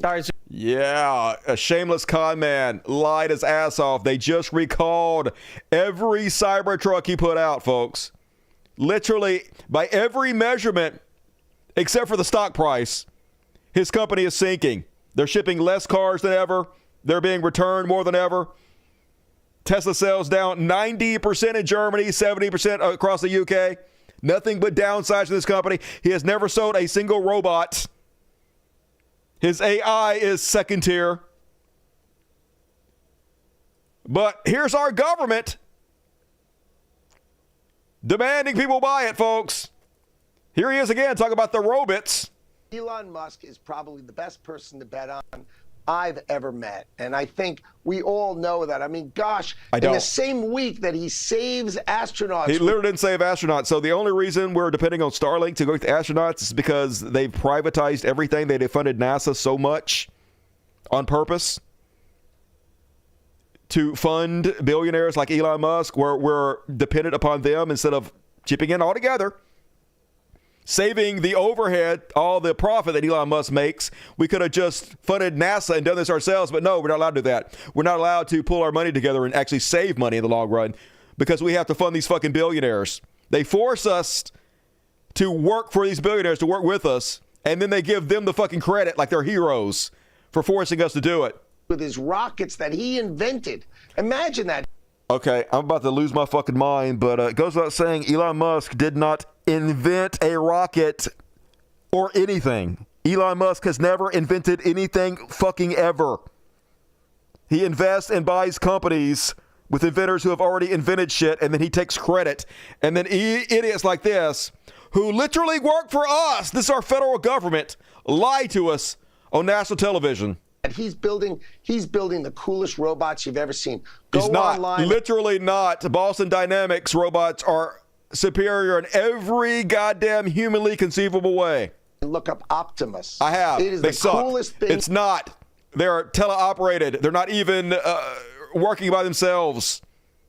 You've ever seen. We're all going to be buying robots. They're going to cost about $30,000. This is literally what Elon Musk's lies are, that everybody in the world is going to have a Tesla robot for $30,000. He's literally shilling the talking points that Tesla puts out to boost up their stock market price, y'all. Our government doing this. You're going to be buying a Tesla robot, and anybody who doesn't buy a Tesla robot is going to be silly. No one's going to be keying anything.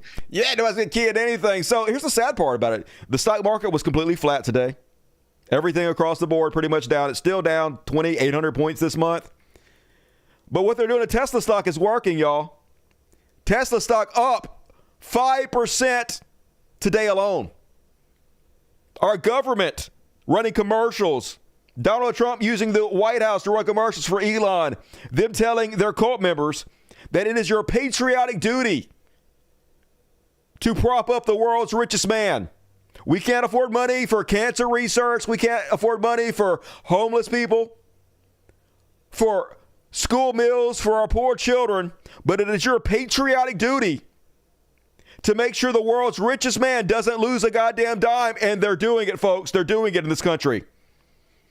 So whenever you feel bad for what happens in this country, stop. This country earned every goddamn percent of negative karma that blows back upon us. Fuck this place. Fuck it. And it's giving off these vibes seen in D.C. today. Let them buy Teslas. Yep.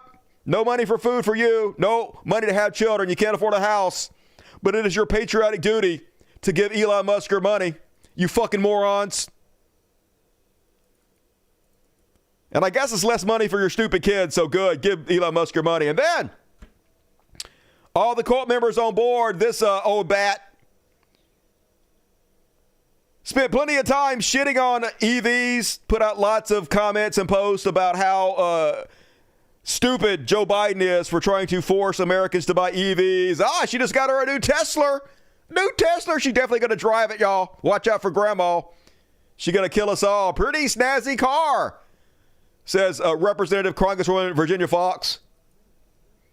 Not the only one jumping on board. All the cult got the memo, folks. Cat Turd. At first, Cat Turd was all mad at Elon Musk because Elon Musk, back in the day, wasn't all over Donald Trump's nuts like he is now. Musk knocks Trump's Truth Social, essentially a right-wing echo chamber, which it is, of course. Cat Turd. Owning a Tesla is a rich, white, elitist echo chamber. Yeah! Fuck all you richy riches buying Tesla. You fucking elitist. Nobody cool buys a Tesla. And now, Cat Turd, wear your MAGA hat proud. Drive your Tesla proud. Laugh at the small minority of loudmouth lunatics. Yep, they got their new microchip. Remember? They always like to make fun of us for changing our microchip. That's exactly what they do. They get their new marching orders. And then whatever they said yesterday is now null and void. And whatever the new marching orders are, they say today, even if it's 180% different than what they said fucking yesterday. The people of fucking nothing. Another example. My husband has been complaining about electric lawnmower since he got it and says he wishes he got a gas one. LOL. Imagine electric car. Hard pass, says Insurrection Barbie. Now she's all like, getting a Tesla. Thanks, lefties, for making it easy to pick my new car. Not a Cybertruck, sadly. I will keep working on that, though. Laughing myself crying. Hilarious that the environmentalists are going to make all the people who didn't care about driving electric cars go out and buy an electric car. And I, for one, am like, good. Hey, if this is what it finally took to get conservatives on board to buy EVs, I'm fucking for it. Even if it does a little bit help Elon Musk out, I don't think it's going to be enough for the long run for you guys to prop up the company. Maybe. But do it, baby. Make it hurt. Own us libs by buying an EV, you fucking morons. Oh, no. Don't throw me into that briar patch, said Briar Rabbit. Then, you guys know who, what the fuck's this guy's name? I hate this guy. It's fucking, I'm drawing a blank on his name. Theo Vaughn. You guys know who Theo Vaughn is? So, he's this comedian who has one of the most popular podcasts in the world. And his shtick is like he's kind of this hayseed. He's acting like he's dumb on purpose, kind of. But he's not really this dumb. He does it on purpose. So he doesn't have to push back on the steady stream of right-wing fascists that he platforms and just allows to say whatever they want to fucking say on his show and gives them a pass and promotes them and signal boosts them. And he just plays dumb like he doesn't know any better. But he fucking knows better. He's a right-wing shithead chud, just like all the rest of them. But I even see lefties sometimes post this guy and be like, oh my God, he's so smart and funny and talented. Why does everybody hate him? Shut the fuck up, you idiot. The left is so goddamn useless, y'all. Man, I don't hate the left as much as I hate the right, but I do hate this fucking left. I do, man. Born fucking losers. Just bootlick. I mean, of course, the left is made of people. And people suck, so in every single demographic, there are going to be shitty people. And the left is no exception to that. But God, it's so frustrating to watch the left be sent for the worst fucking people constantly. Anyway, here's two fucking losers talking about Tesla. So, for real. So this is like a kind of shitty situation where, like, yes, I understand that he's antagonizing people. He's like rubbing people the wrong way. You don't like the guy. You don't like the beliefs. You don't like what he's doing. And there are things to criticize. I'm not saying there aren't things to criticize. Right. What are the things? It's more than just antagonizing people, right? So why don't you actually make a good faith argument and tell us why people are upset with Elon? Nobody's above criticism. But to punish that car company that is 100% made in America. Who gives a fuck? Made by people living in America. Americans rely on those jobs. Like, maybe we criticize another thing. Right. No. If this car company is making the world's richest man rich, and then he's using that money to buy up our government, to destroy American democracy, and then using that to fucking outright hurt people, to fire thousands of veterans, right?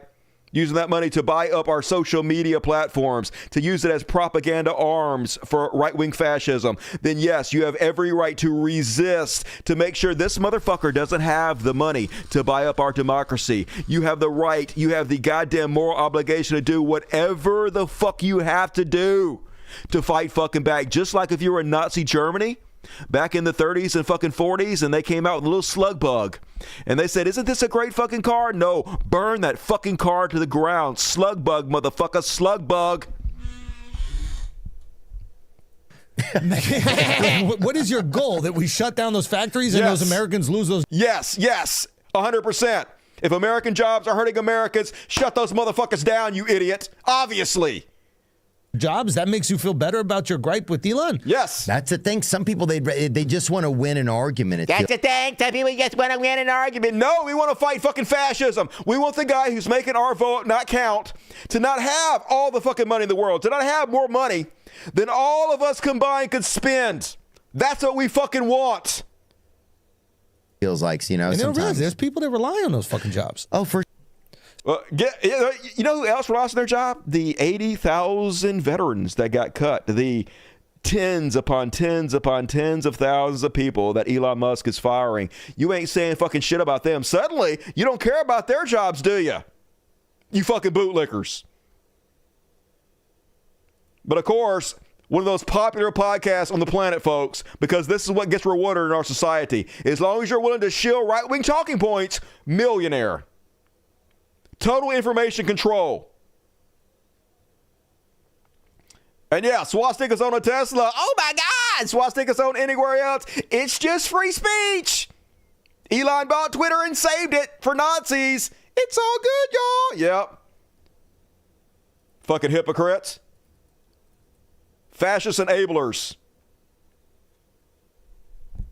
And I thought comedy was legal again. Didn't President Elon declare comedy was legal again? Tim Walz makes a minor joke about Tesla. If you need a little boost during the day, check out Tesla stock.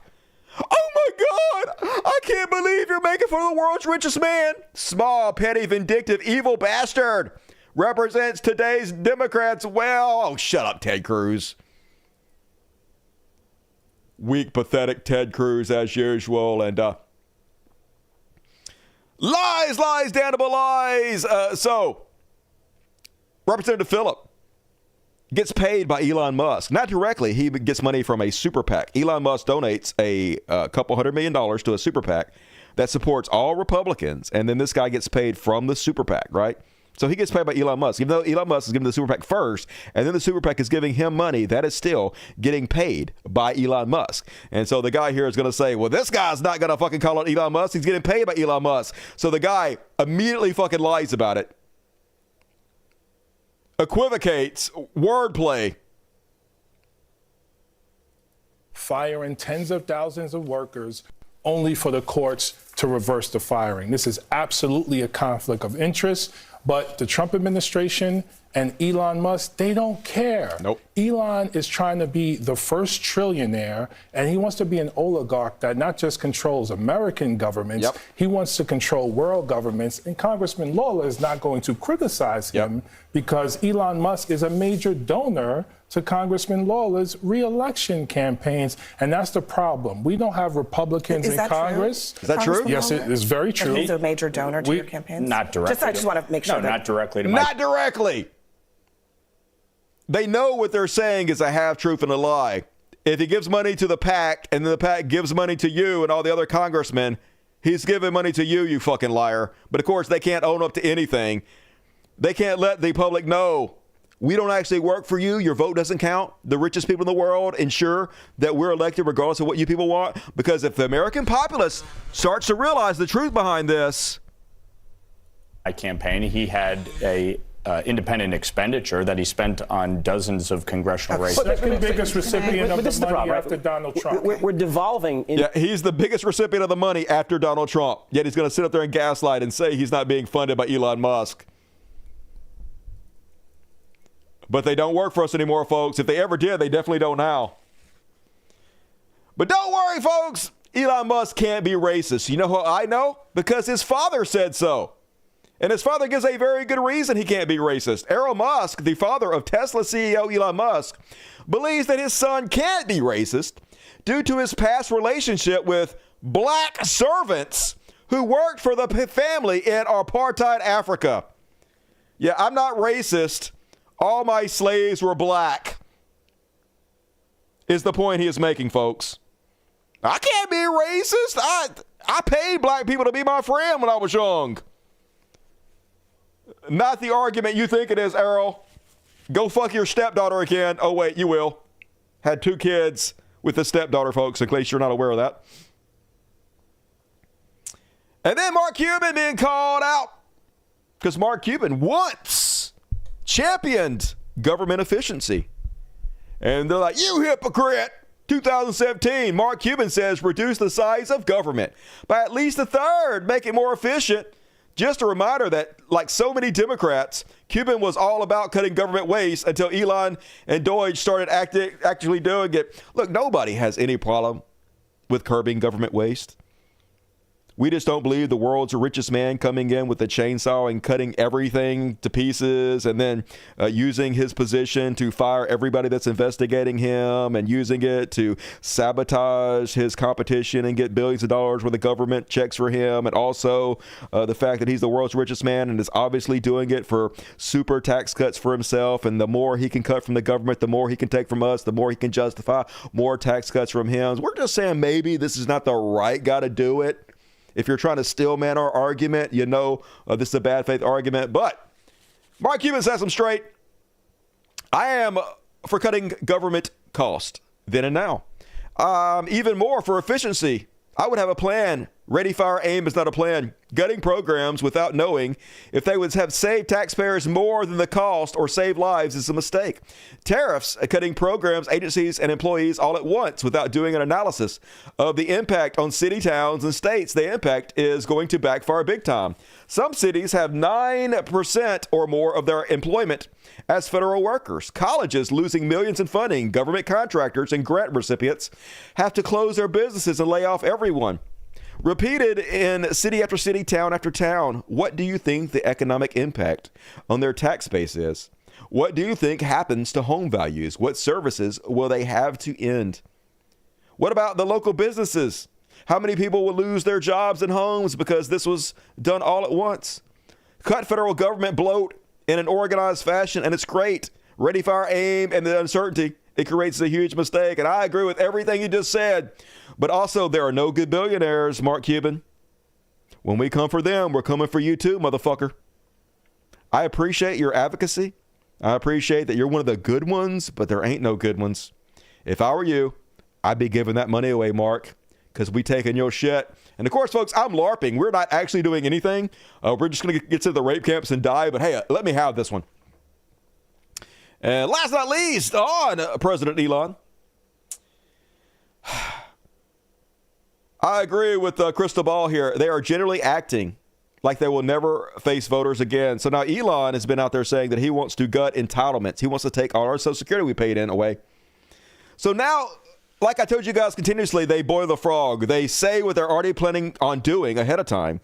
They throw it out there so that when it happens, we're not shocked. So here is the Commerce Secretary once again. And he's making the claim that if Social Security payments stop, for your grandmother, she's not going to complain. The only people who are going to complain if Social Security payments stop are fraudsters. So everybody that complains once we stop your Social Security payments, just go ahead and ignore them. Give yourself permission to throw whatever they say out the window because obviously they're fraudsters. Only fraudsters would complain when we cut off your Social Security checks. Let's say Social Security didn't send out their checks this month. My mother-in-law, who's 94, she wouldn't call and complain. She just wouldn't. She'd think something got messed up, and she'll get it next month. Yeah. A fraudster always makes the loudest noise, screaming, yelling, and complaining. Let's say Social They have no fear about ever getting voted out of office again, people. They're telling you right to your face. If you complain, we cut off your Social Security, we're just going to say you're all fraudsters. That's the only reason you're being allowed. Nobody would complain about losing their Social Security check unless they were fraudsters, right? And I guess they're right. They ain't got to worry about getting voted out again. Revolution or nothing. And that is my President Elon section for this week. Shut down D.C. and rebuild. Let's not have it in D.C. next time. After we revolt, I guess is the word I'm looking for. Maybe the next time we build government, we don't build it based around D.C. Fuck them. Lutnick is a asshole. Yes, he is an asshole. All of that. Let them eat cat food. Unfortunately, they have plenty of money. They ain't got to worry about it. It'll be us eating cat food in the rape camps. And all right, folks, get your super chats in. Show already longer than I thought it was going to be. Might end up in overtime. How the fuck? Every time I say it's going to be a short show, I lie. Why am I so bad about predicting how long this show is going to be? Probably because when I think it's going to be a short show, I talk too much. Anyway, it's religious bullshit.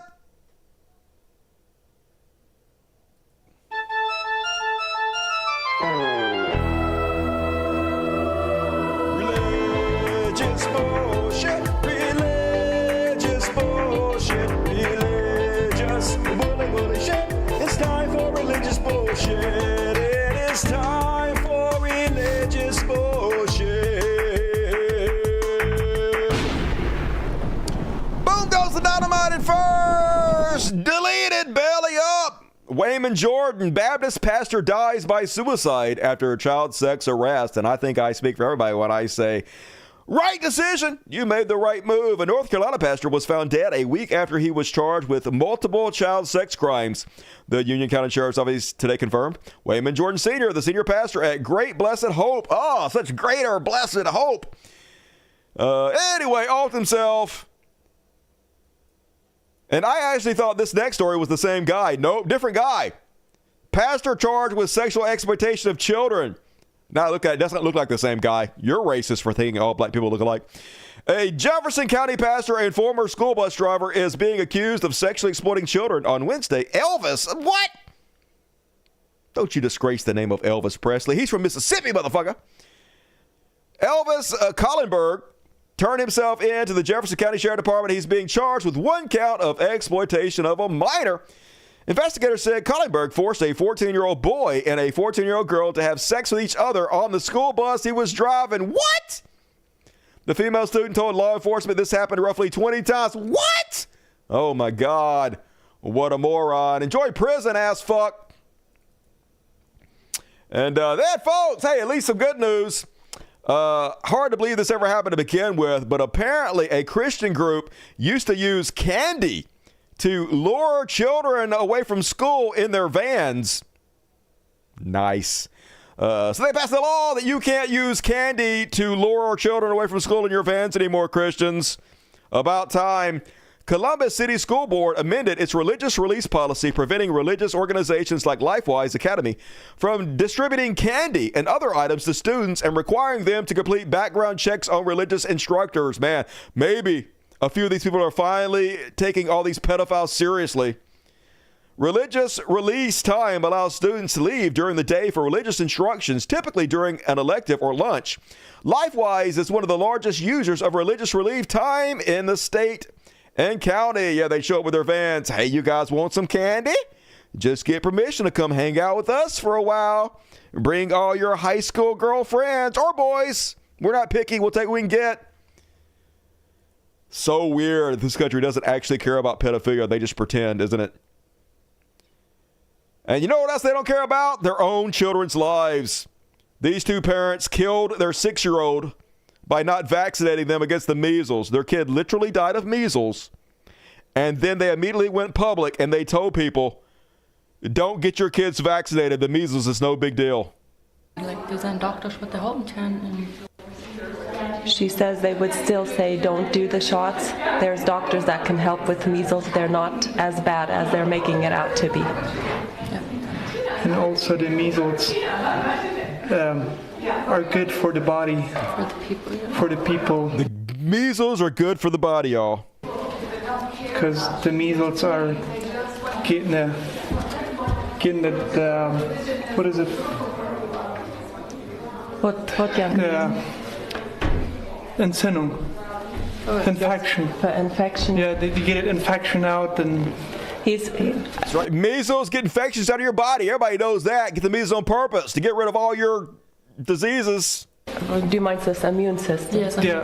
They're trying to say that the measles actually helps build the immune system in the long run if they get the measles now. Just religious fucking nuts, y'all. Don't even care about their own kids. And they definitely don't care about your kids. And they're so weird. They're so weird. You would think somebody would have recognized how strange this is and said something, but nah. Let's see if you can find the double entendre in this next video.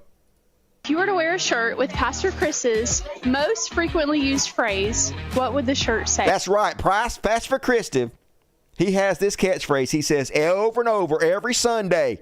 If you had a t-shirt with that on there, you know what it is. What's his catchphrase? Come on, somebody. Come on, somebody. Come on, somebody. Come on, somebody. Come on, somebody. Come on, somebody. Come on, somebody. Come on, somebody. Come on, somebody. Come on, somebody. Come on, somebody. Oh my God, the children are saying it. The children are saying it. Come on, somebody.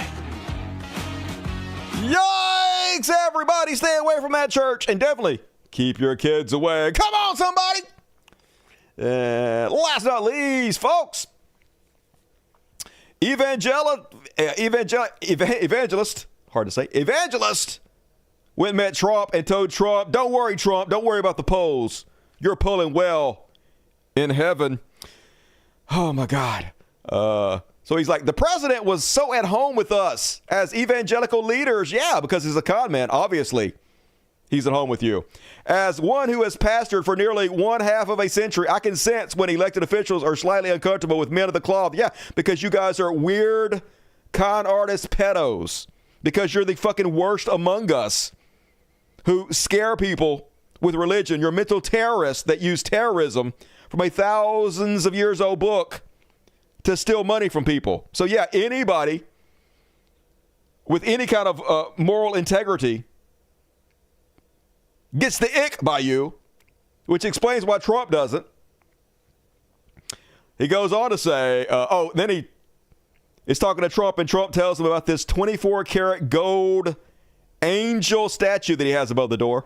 The president was quick to point out 2 24-karat gold angels above the door to the right and the left of his desk. He explained the difference between merely painted gold and being gold. Yeah, don't get me wrong. Don't get me wrong. I'm not some cheap asshole who would like have painted gold angels and then donate the money that the real gold would have given me to charity or to people in need. No, don't think that about me. Obviously, I have the real thing.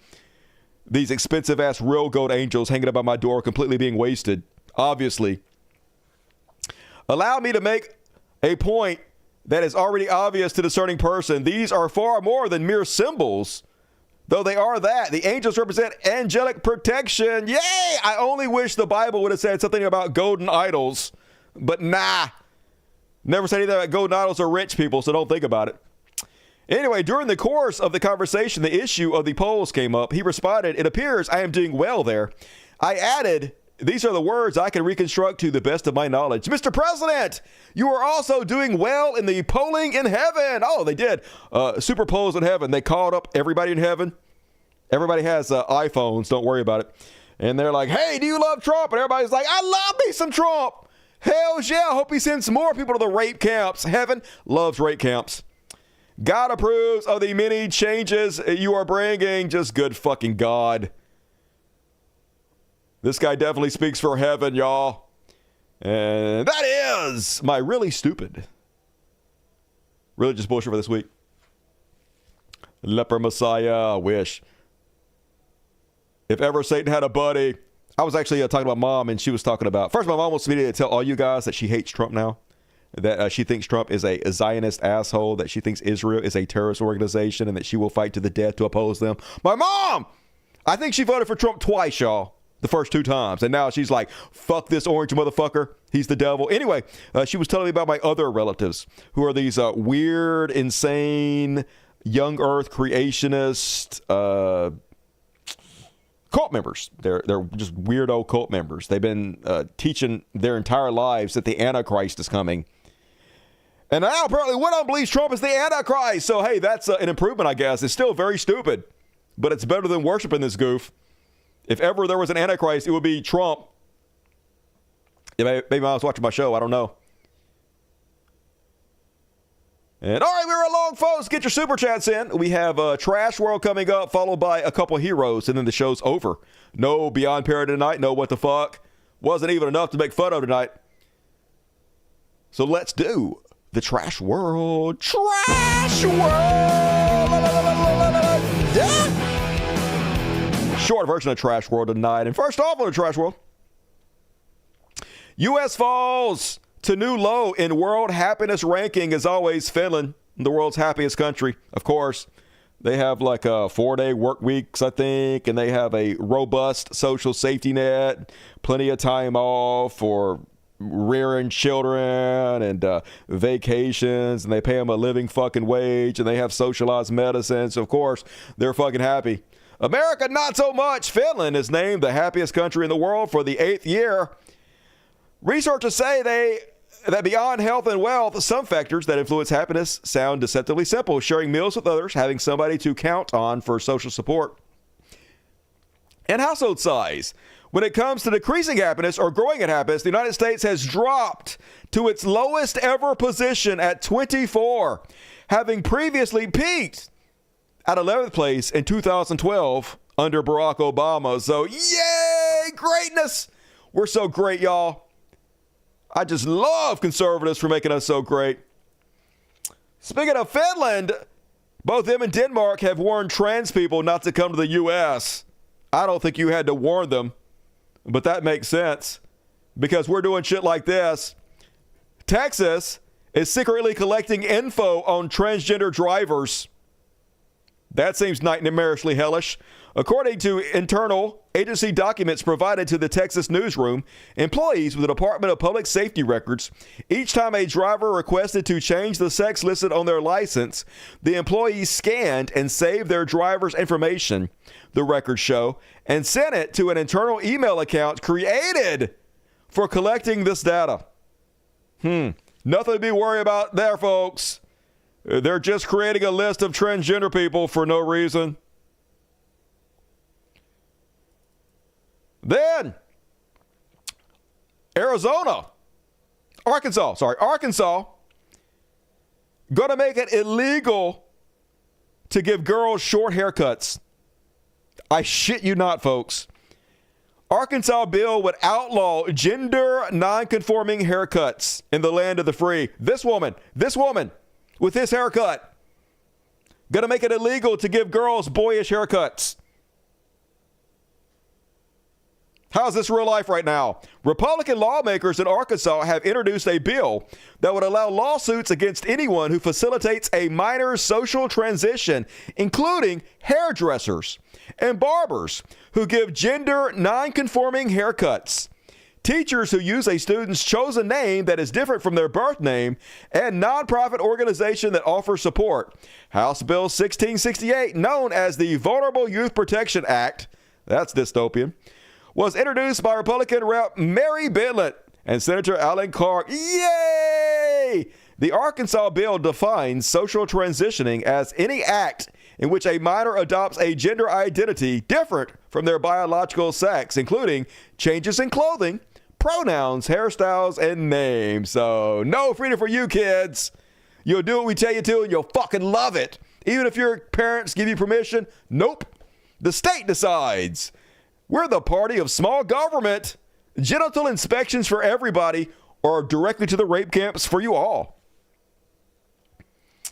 And then Forbes reporting that Target lost $1 billion, $1 billion. So they lost a lot of money from conservatives who boycotted them for selling Pride merchandise. So, of course, they did the exact wrong thing. They caved immediately to the very few conservatives that were actually shopping at their store. And they ended up pissing off the left, the progressives, who are also shopping at your store by caving. And now both sides are boycotting you. So Target going out of business, y'all. And fuck you, Target.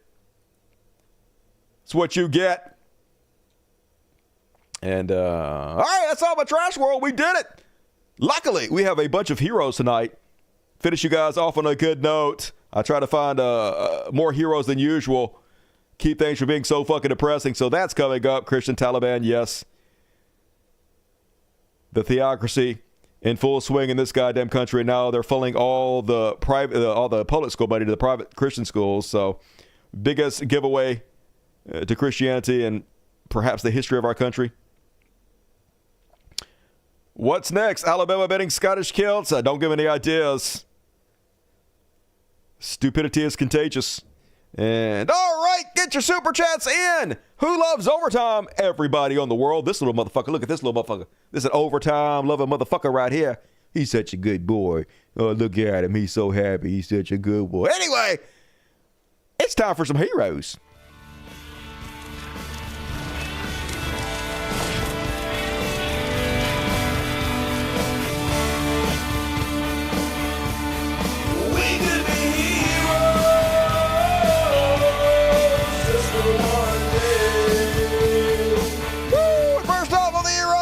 So, folks, maybe I'm a bit pessimistic. I don't know. Maybe I'm a gloom and doomer.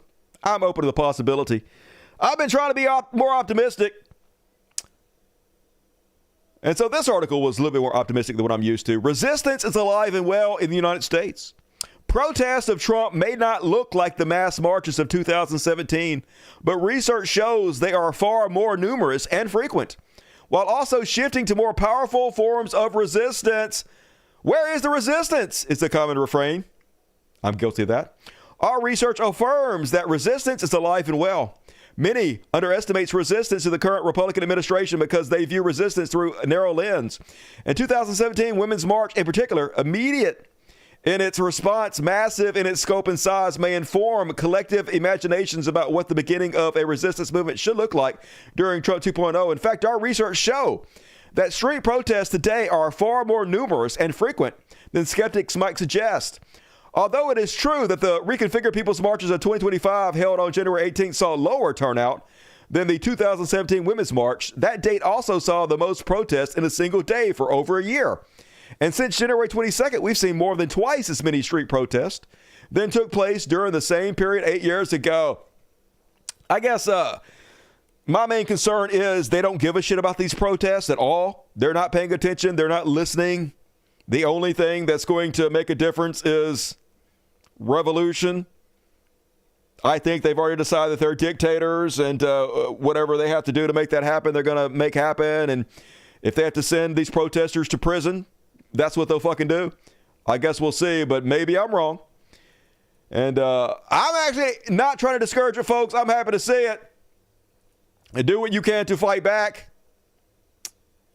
So this is the wrong section. 15,000 people came out to Tempe, Arizona to fight against the oligarchy and the new rallies that both Bernie Sanders and AOC are doing called Fight Oligarchy. And I love this idea. The rallies were very effective for Donald Trump. Now, I think it's too little too late. I think the time to do this was before Donald Trump got elected. And now nothing is going to stop him short of an entire revolution and an entire overthrow of the government. But maybe I'm wrong. In any case, you got to do something, I guess. And this is something. So Bernie out there with 15,000 people, and they're selling the motherfucking place out. And AOC seems like she has stepped in to fill the void for leadership on the Democratic Party. Seems to me like she's making a strong run for the next presidency. A boy can dream. Anyway, let's take a look at a few of her campaign speeches that she's been giving. Pretty powerful stuff. So let me share with you exactly what I mean. Because when they like to call us radical, and what they like to call me as radical, I believe is common sense. I believe that when a person gets sick, they shouldn't go bankrupt in the wealthiest country in the history of the world. Common sense. I believe that a minimum wage should cover the minimum cost to live. Common sense. And by the way, we should see that not paying a living wage is also a form of corporate welfare and looting. Because big companies like Walmart and Amazon often rely on the food stamp program and public coffers to cover the wages that they won't pay. Yep. Preach. I believe that homes are not slot machines for investors and Wall Street. They shouldn't be, but they are. To extort working families out of every last dollar that they have. That's the plan. A home is sacred.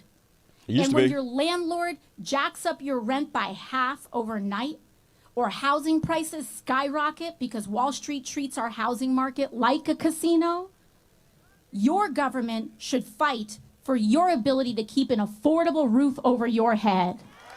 But they won't. They're for the opposite of that. And finally, I believe our elected officials should take on abuses of corporate greed everywhere they find it. We must get big money out of politics and make clear that our country is not for sale. I mean, I'm for everything she's saying, but none of this is going to happen. Literally, the opposite is going to happen. You're not going to get money out of politics. Not until this entire government is overthrown. That's the only way. 0% chance of it happening, in my opinion. Anyway, more speech from AOC. You something. This isn't just about Republicans either. We need a Democratic Party that fights harder for us too. Democratic Party's cooked. We need a third party, AOC. Maybe a Fight the Oligarchy party. Maybe a Bernie Sanders party. Something else, though.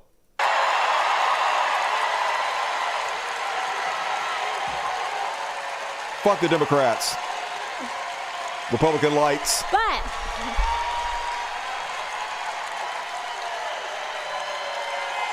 But that means, here's what that means. That means our communities, each and every one of us, choosing and voting for Democrats and elected officials who know how to stand for the working class. And Tempe, I want to give you your flowers for a second, because you all have been working overtime to make that happen. In fact, one thing I love about Arizonans is that you all have shown that if a U.S. Senator... All right, let's check out one more. I got one more from her. This one. People are saying we're very powerful. Because when the system is stacked against you, it's hard to feel like anything you do matters. It doesn't, though. It's hard to feel like we matter we don't in matter, this though. democracy. We don't. And it is easy. It's not a democracy. See, that's the... I love AOC. I'm not trying to shit on her. But this is the problem I have with this. She's working on a very outdated playbook. She's pretending like democracy still exists. Like we can still vote away this stuff. Like we still have some power, and we just don't. Your vote does not count anymore. And even if it did, the Democrats are not going to save you. I understand why she's saying this. I understand why she has to say this. But it doesn't make reality any less real. To give in to the despair. And I can tell you, I know that when I was waitressing and struggling to put food on the table, for a while there, I did. No, Elon didn't date her. I tried to stop caring. I tried to just keep my head down, work my shifts, and accept that this is just how things are. But that is no way to live, Arizona. It's no way to live. What I do know is that we don't have to live like this. And in fact, we cannot live like this what do you anymore. Suggest? What do you suggest? Voting? More voting? Because when... That's what they suggest, more voting. Okay. It's almost like they're selling you a lie, though, so you can continue being enslaved over and over and over again. If you don't like her, these aren't actually solutions that are going to do anything. And I'll tell you who's a good speaker, though, y'all. Pete Buttigieg. He was on one of these Jubilees. This time he was surrounded by like 20 undecided voters. Or as I like to call them, complete fucking morons. And good God, he has such a silver tongue. Here he is explaining DEI and why it's so important. First of all, I mean, DEI stands for diversity, equity, inclusion, right? So to me, we start by thinking, okay, what's the opposite of those things? The opposite of diversity is uniformity, right? The opposite of equity is inequity. And the opposite of inclusion is exclusion. And I don't know a lot of people who think we'd be better off if our lives had more uniformity, inequity, and exclusion, right? But I think that the part of why people have questions about it that I respect is they're not sure if this is, they're worried about fairness, right? So to me, when you talk about some of these policies, the idea is to make sure everybody gets a seat at the table. Especially if you know there have been systematic ways of keeping people from getting a seat at the table over the years, sometimes based on their race, on their religion, on their income, on their background, any number of reasons, sexuality, right? Like a lot of different reasons. And it's about making sure that what we do going forward is fair. And this can be an economic issue too. You look at something like redlining. A lot of homeowners, families, would-be homeowners, especially black families, couldn't get homes in certain neighborhoods where the property value started to go up. So even if that happened to a family, I don't know, 50 years ago, their kids are living with the consequences of that now because their family has less wealth because they were kept out of a neighborhood where property values were growing, right? And so part of it's the idea that some of these things may have started a long time ago. Maybe nobody alive today is responsible for some of the injustice that has shaped what it's like to live in this country right now. But all of us now are responsible for doing something about it. I mean, it's very simple. We had hundreds of years of oppression. Still oppression exists today, but it's nowhere near as bad as it used to be.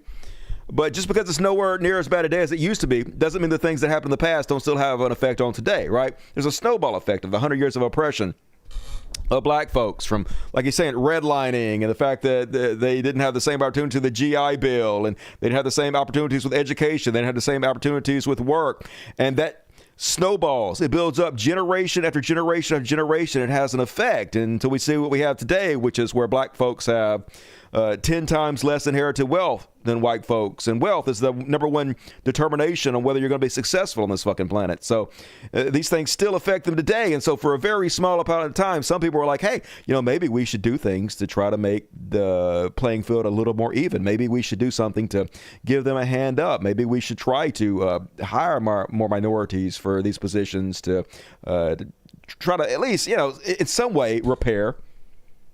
Not in our lifetimes will it be completely repaired, but if we could just do a little bit, just a little bit to help the horrors that our ancestors committed in the past, maybe that is something worth trying. But nope. We have an entirely white supremacist government. Now, we've always had, but even the bare minimum that we try to do for a little bit was too much for the crackers in this society. They fucking freaked out. And that's why DEI is being banned everywhere, scapegoated. Used to fear fucking monger because it works real well with racism. Racist, frightened by black people since day fucking one, still very goddamn effective. And last but not least on the heroes list, big ups to this woman who confronted Ben Shapiro about his genocidal rhetoric and his championing and cheerleading for child murder. How does it feel to be so poison the American public and what you've been perpetuating? Racism, white supremacy, and the genocide that is being carried out on the Palestinian people. And how does it feel to stand for Hamas? Nobody stands for Hamas, right? All these children you're murdering, the 20,000 children you murdered, they're not Hamas. All these people that you bombed, the over 100,000 journalists that you killed, they're not fucking Hamas, okay? This is obviously a straw man argument. It's so fucking transparent and fucking pathetic. We see right goddamn through you. But we all know who the real fucking terrorists are, Ben. Israel, Zionism, and fucking you. Little fucking weenie pussy ass bitch. Does that feel good to you? Do you feel good standing in solidarity with the terrorists? Do you stand good? I mean, I feel good. Yes, Israel is the biggest terrorist organization on the goddamn planet, maybe except for the United States government. But I'm going to lie about it and talk fast over you and pretend like you are part of the problem. That has murdered I feel very good standing in solidarity with Palestinian people who have been murdered by Israel, by U.S. paid tax dollars and bombs, and you have continued to spew hate. Hamas should not start a war on behalf of its citizens and then shoot its own citizens, and you stand for it, makes you a disgrace. Literally, Israel has a doctrine that allows them to shoot their own citizens, the Hannibal doctrine. You know this. You know that Israel killed a lot of their own people on October 7th. They killed a lot of their own hostages. You already know this. You're a fucking liar, but...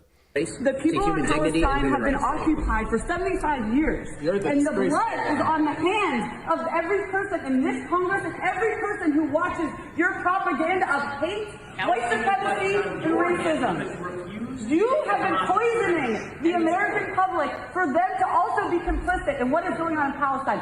Whatever karma Ben Shapiro ends up receiving back upon himself will be 100% earned.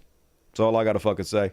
And all right, got one more section for you guys. No after party tonight, so I'm going to do the few things that I have for the after party. For those who don't know, the after party is another section I do specifically for my patrons and my dust buddies. It's like another 20 minutes. Not going to be 20 minutes a night because I don't have enough to do that. That's why I'm not doing it.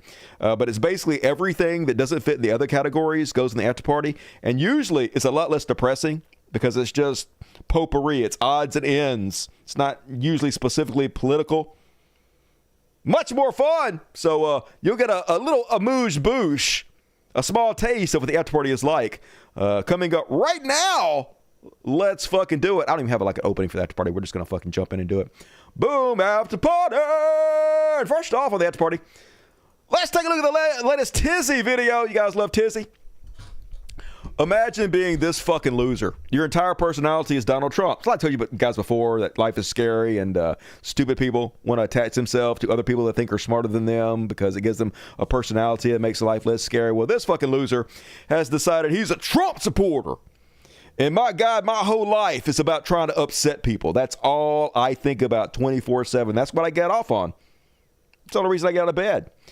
How can I upset people? Let me put on a MAGA hat and go to Disneyland, the happiest place on earth, to try to upset people because I'm a winner.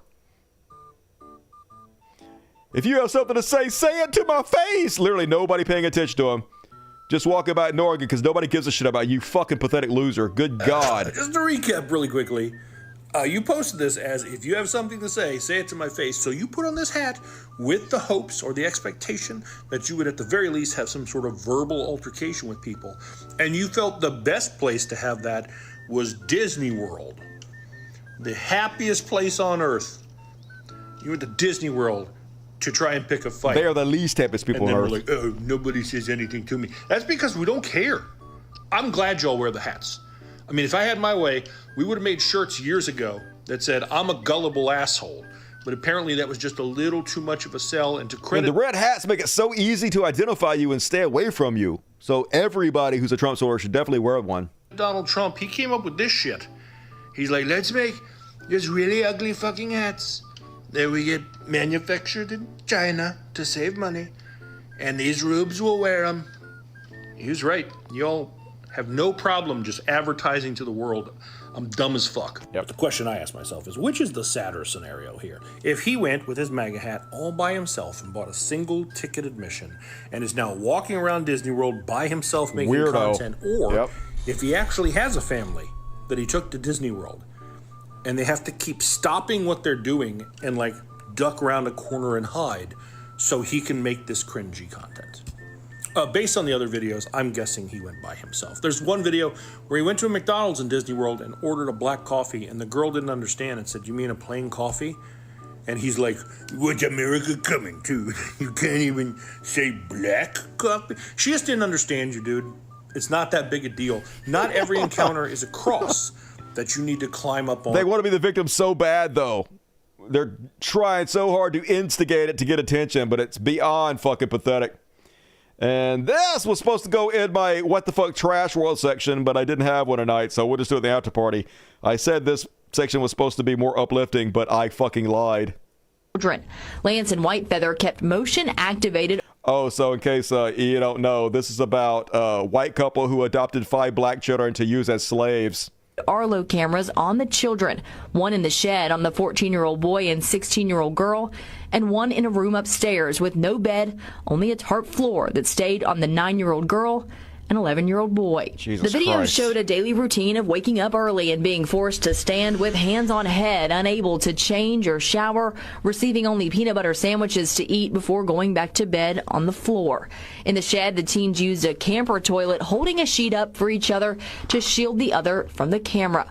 Lieutenant Pyle said she first began hearing about this in August before the shed discovery, but testified could never quite get a hold of a CPS worker to follow up. There was a contact made with a worker once, but there was no further contact to coordinate going and making a visit to the residence together. The jury saw days of video the Arlo cameras saved, including the moments deputies busted in the door on the shed on October 2nd.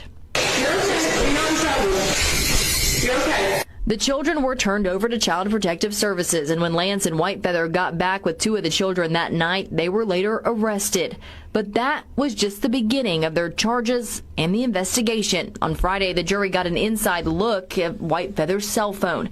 This included text messages between she and Lance where they referred to the kids as monkeys and pigs. Often Lance would describe physical punishment, where he said he, quote, knocked one of them. We saw one text where Lance said, quote, somebody didn't say thank you, and his sandwiches disappeared. We also saw more video from Whitefeather's phone from their time in Washington that also showed yelling and physical abuse from Lance. A finance expert from the West Virginia Fusion Center, Alyssa Ledbetter, also took the stand on Friday. She broke down the adoption payments Whitefeather and Lance received. All right, enough of that. Good God, what the fuck? Just want to scream into my pillow continuously. Do you guys know what Solana is? Solana, how you pronounce this motherfucker? So this is what all the people that do rug pulls use to scam people out of fucking money. They use Solana. It's the worst of cryptocurrency. One of the worst companies. So they decided to put out this commercial, which they rapidly deleted after they got roundly mocked. But anyway, they decided to put out, for some reason, for their crypto company, an anti-woke advertisement. Cringe warning. So, America, what's going on? Well, lately, I've been having thoughts again. So, in case you didn't get that, he's supposed to be the country of America talking to his therapist. What thoughts? About innovation. You know, multiplanetary travel, nuclear energy, crypto, AI. You know, things that push the limits of human potential. What you're experiencing is called rational thinking syndrome. Why don't we take this energy and channel it into something more productive, like coming up with a new gender? Yay! Stop thinking about crypto and come up with a new gender. So she's the evil leftist therapist that's all about pronouns instead of critical thinking, like this crypto company is. Not gonna stop me thinking about innovating and doing something. Innovating, doing, these are action words, verbs. Why don't we focus on pronouns? Oh my That's God. not gonna help. I sense some cynicism. Uh-huh. Have you been betrayed in the past? Uh-huh. You know, Like I this commercial. used to think the media was my friend. Mm. Can I even trust them anymore? Of course. Of course they'd say that. That's a biased take. I got canceled for saying 2 + 2 is 4. You got canceled Have for you saying ever 2 + 2 is 4. considered that math? Somebody sat around and thought up this commercial, and then nobody told them, oh my God, dude, you can't do that. That'll be the most embarrassing thing ever. What the fuck's wrong with you? No, instead, they greenlit it and hired actors, cameramen, and directors to actually produce this. How is this fucking real life? It's a spectrum. What? America. Numbers are non-binary. Oh, God, We've been conditioned kill me. to believe that 2 + 2 is 4. Now, maybe the rape camps aren't so bad at this point. I'm just fucking saying. It's a societal construct. It's literally math. Or is it a dominant narrative? Have you been practicing the state-prescribed regulations we talked about? Yeah. I've debanked some crypto founders and I've slowed down nuclear reactor approvals, and depending on my state of mind, I changed the SEC guidelines, but I don't like it. If we don't regulate, how will we create jobs for people who work hard to make businesses? Okay, I can't even watch any more of that. That's literally unfucking watchable. Just good God. No wonder they removed it, but definitely don't do any business with Solana. I can guarantee you fucking that. And then this video kind of old. Old, you're old, but I'll allow it. So, got a little baton crew. They just doing their little parade, minding their own damn business. But guess who's the star of the show? I don't see Crockett's, but I see Tubbs! Get it, Tubbs! Woo!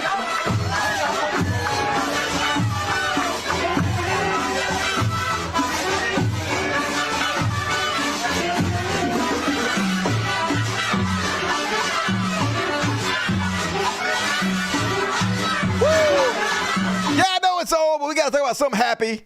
There's nothing good happy out there. Don't fucking blame me that everything that good happened a long time ago. Speaking of which, flag on the play. You ever notice that principals from 80s movies always hate their students? It's true. Got a little Back to the Future, a little, I want to say Fast Times at Ridgemont High, Breakfast Club. No, that's Ferris Bueller. That's Fast Times at Ridgemont. That's Ferris Bueller. I got that. I'm an 80s kid. And actually, I don't blame the movies because this was my experience also. Almost every principal I had was a giant fucking piece of shit. Not a single one of them ever did anything to try to help me out. Just the opposite. Like every principal I ever had was trying to fuck me over. They were trying to paddle me or throw me the fuck out. I mean, I was a bad kid, but still. Could have reached out to me, principals. Trauma. Anyway. I got one more, folks. I said I had no Beyond parody, but I had one. I saved this just for last because it's fun. You guys know who is a super computer genius? Barron Trump. You'll never believe this, y'all. You never fucking believe. Like, I don't know how he did this. They're still asking computer scientists to try to figure out how he did this. But apparently, Donald Trump cut off his laptop and he turned it back on. What the fuck? I don't know how he did it. It's got to be true, though. Donald Trump is bragging about it right here. But is Barron's aptitude, in your view, business or politics? Maybe technology. He can look at a computer. I try turning off his car, turn it off. I turn off his laptop. I said, oh, good. Now, and I go back 5 minutes later, he's got his laptop. I said, how'd you do that? None of your business, Dad. None of your business, Dad! Once you turn off a laptop, it's impossible to turn back on. Everybody knows this. You think they would have had an on button or something for it. That just makes sense. But nope, that's not the way it works.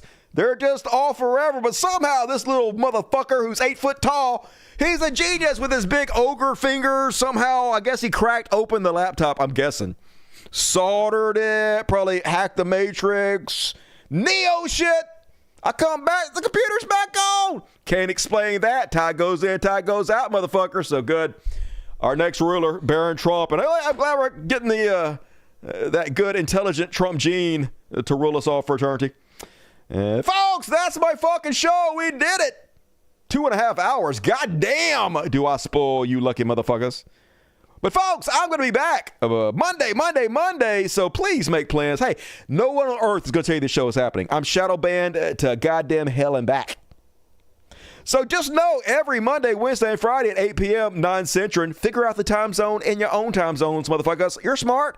Show up.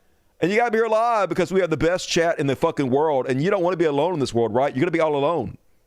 Don't be alone. Come be with us. It's horrible, but we're at least in this together.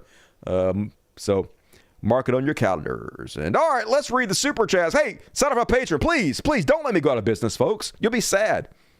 I'll be sad. Everybody will be sad, except for the people who go to Walmart. They'll be happy because I'll be there. And I don't want to be there. I want to be here with you. Patron. Jason asked me 1 ticket. Fuck yeah, Jason. And speaking of tickets, welcome to the Dust Buddies Schmetterling Mariposa, a name which I nailed right the first fucking time. Hooah! Spam that chat with impunity.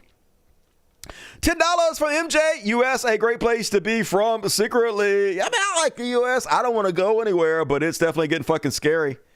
I will leave in a heartbeat if I have to. And Jeffrey, what up, Jeffrey?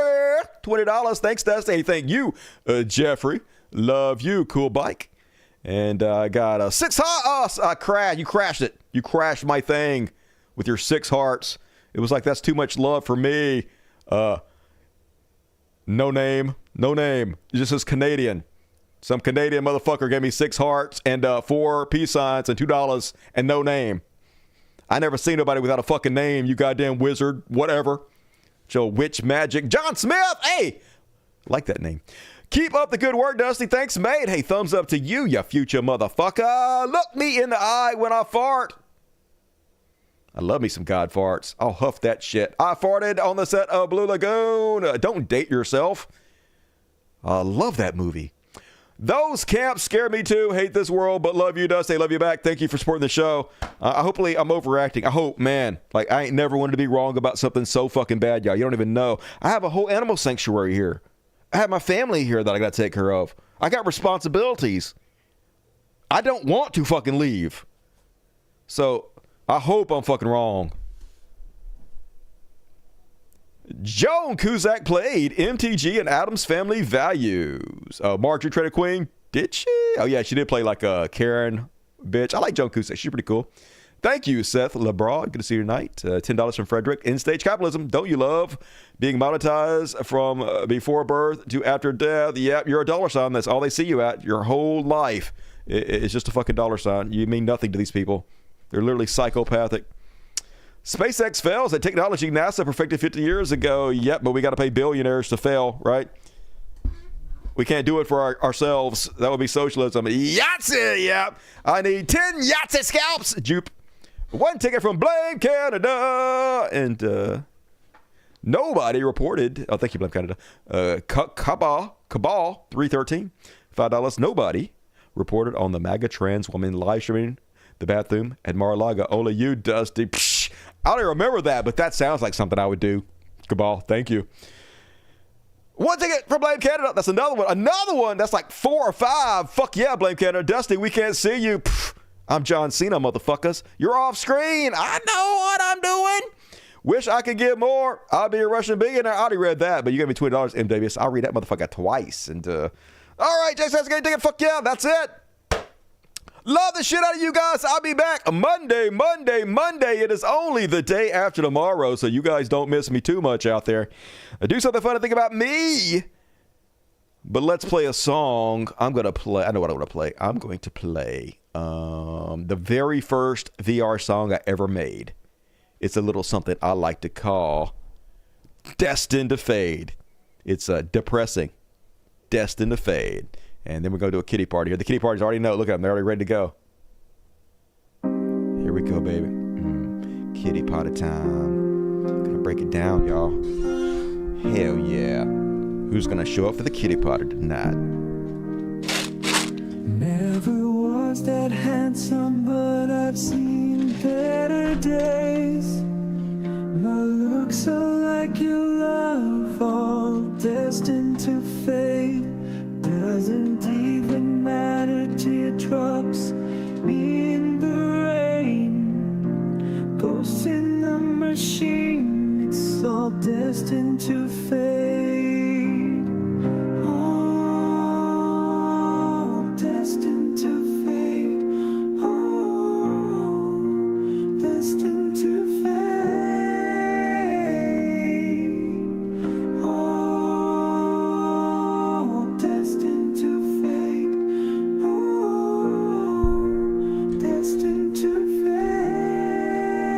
It's all destined to fade, folks. Everything's temporary. Drink it up and enjoy it while it lasts. You guys have a good weekend. I'll see you on Monday. Good night, everybody. All destined to fade. All destined to fade. Our house was a sandcastle. Our bed was made of snow. And when the sun and tide came, we nowhere else to go. I'm glad I won't remember you and all the plans we made. I guess nothing lasts forever. It's all destined to fade. All destined to fade. All destined to fade. All destined to fade. All destined to fade.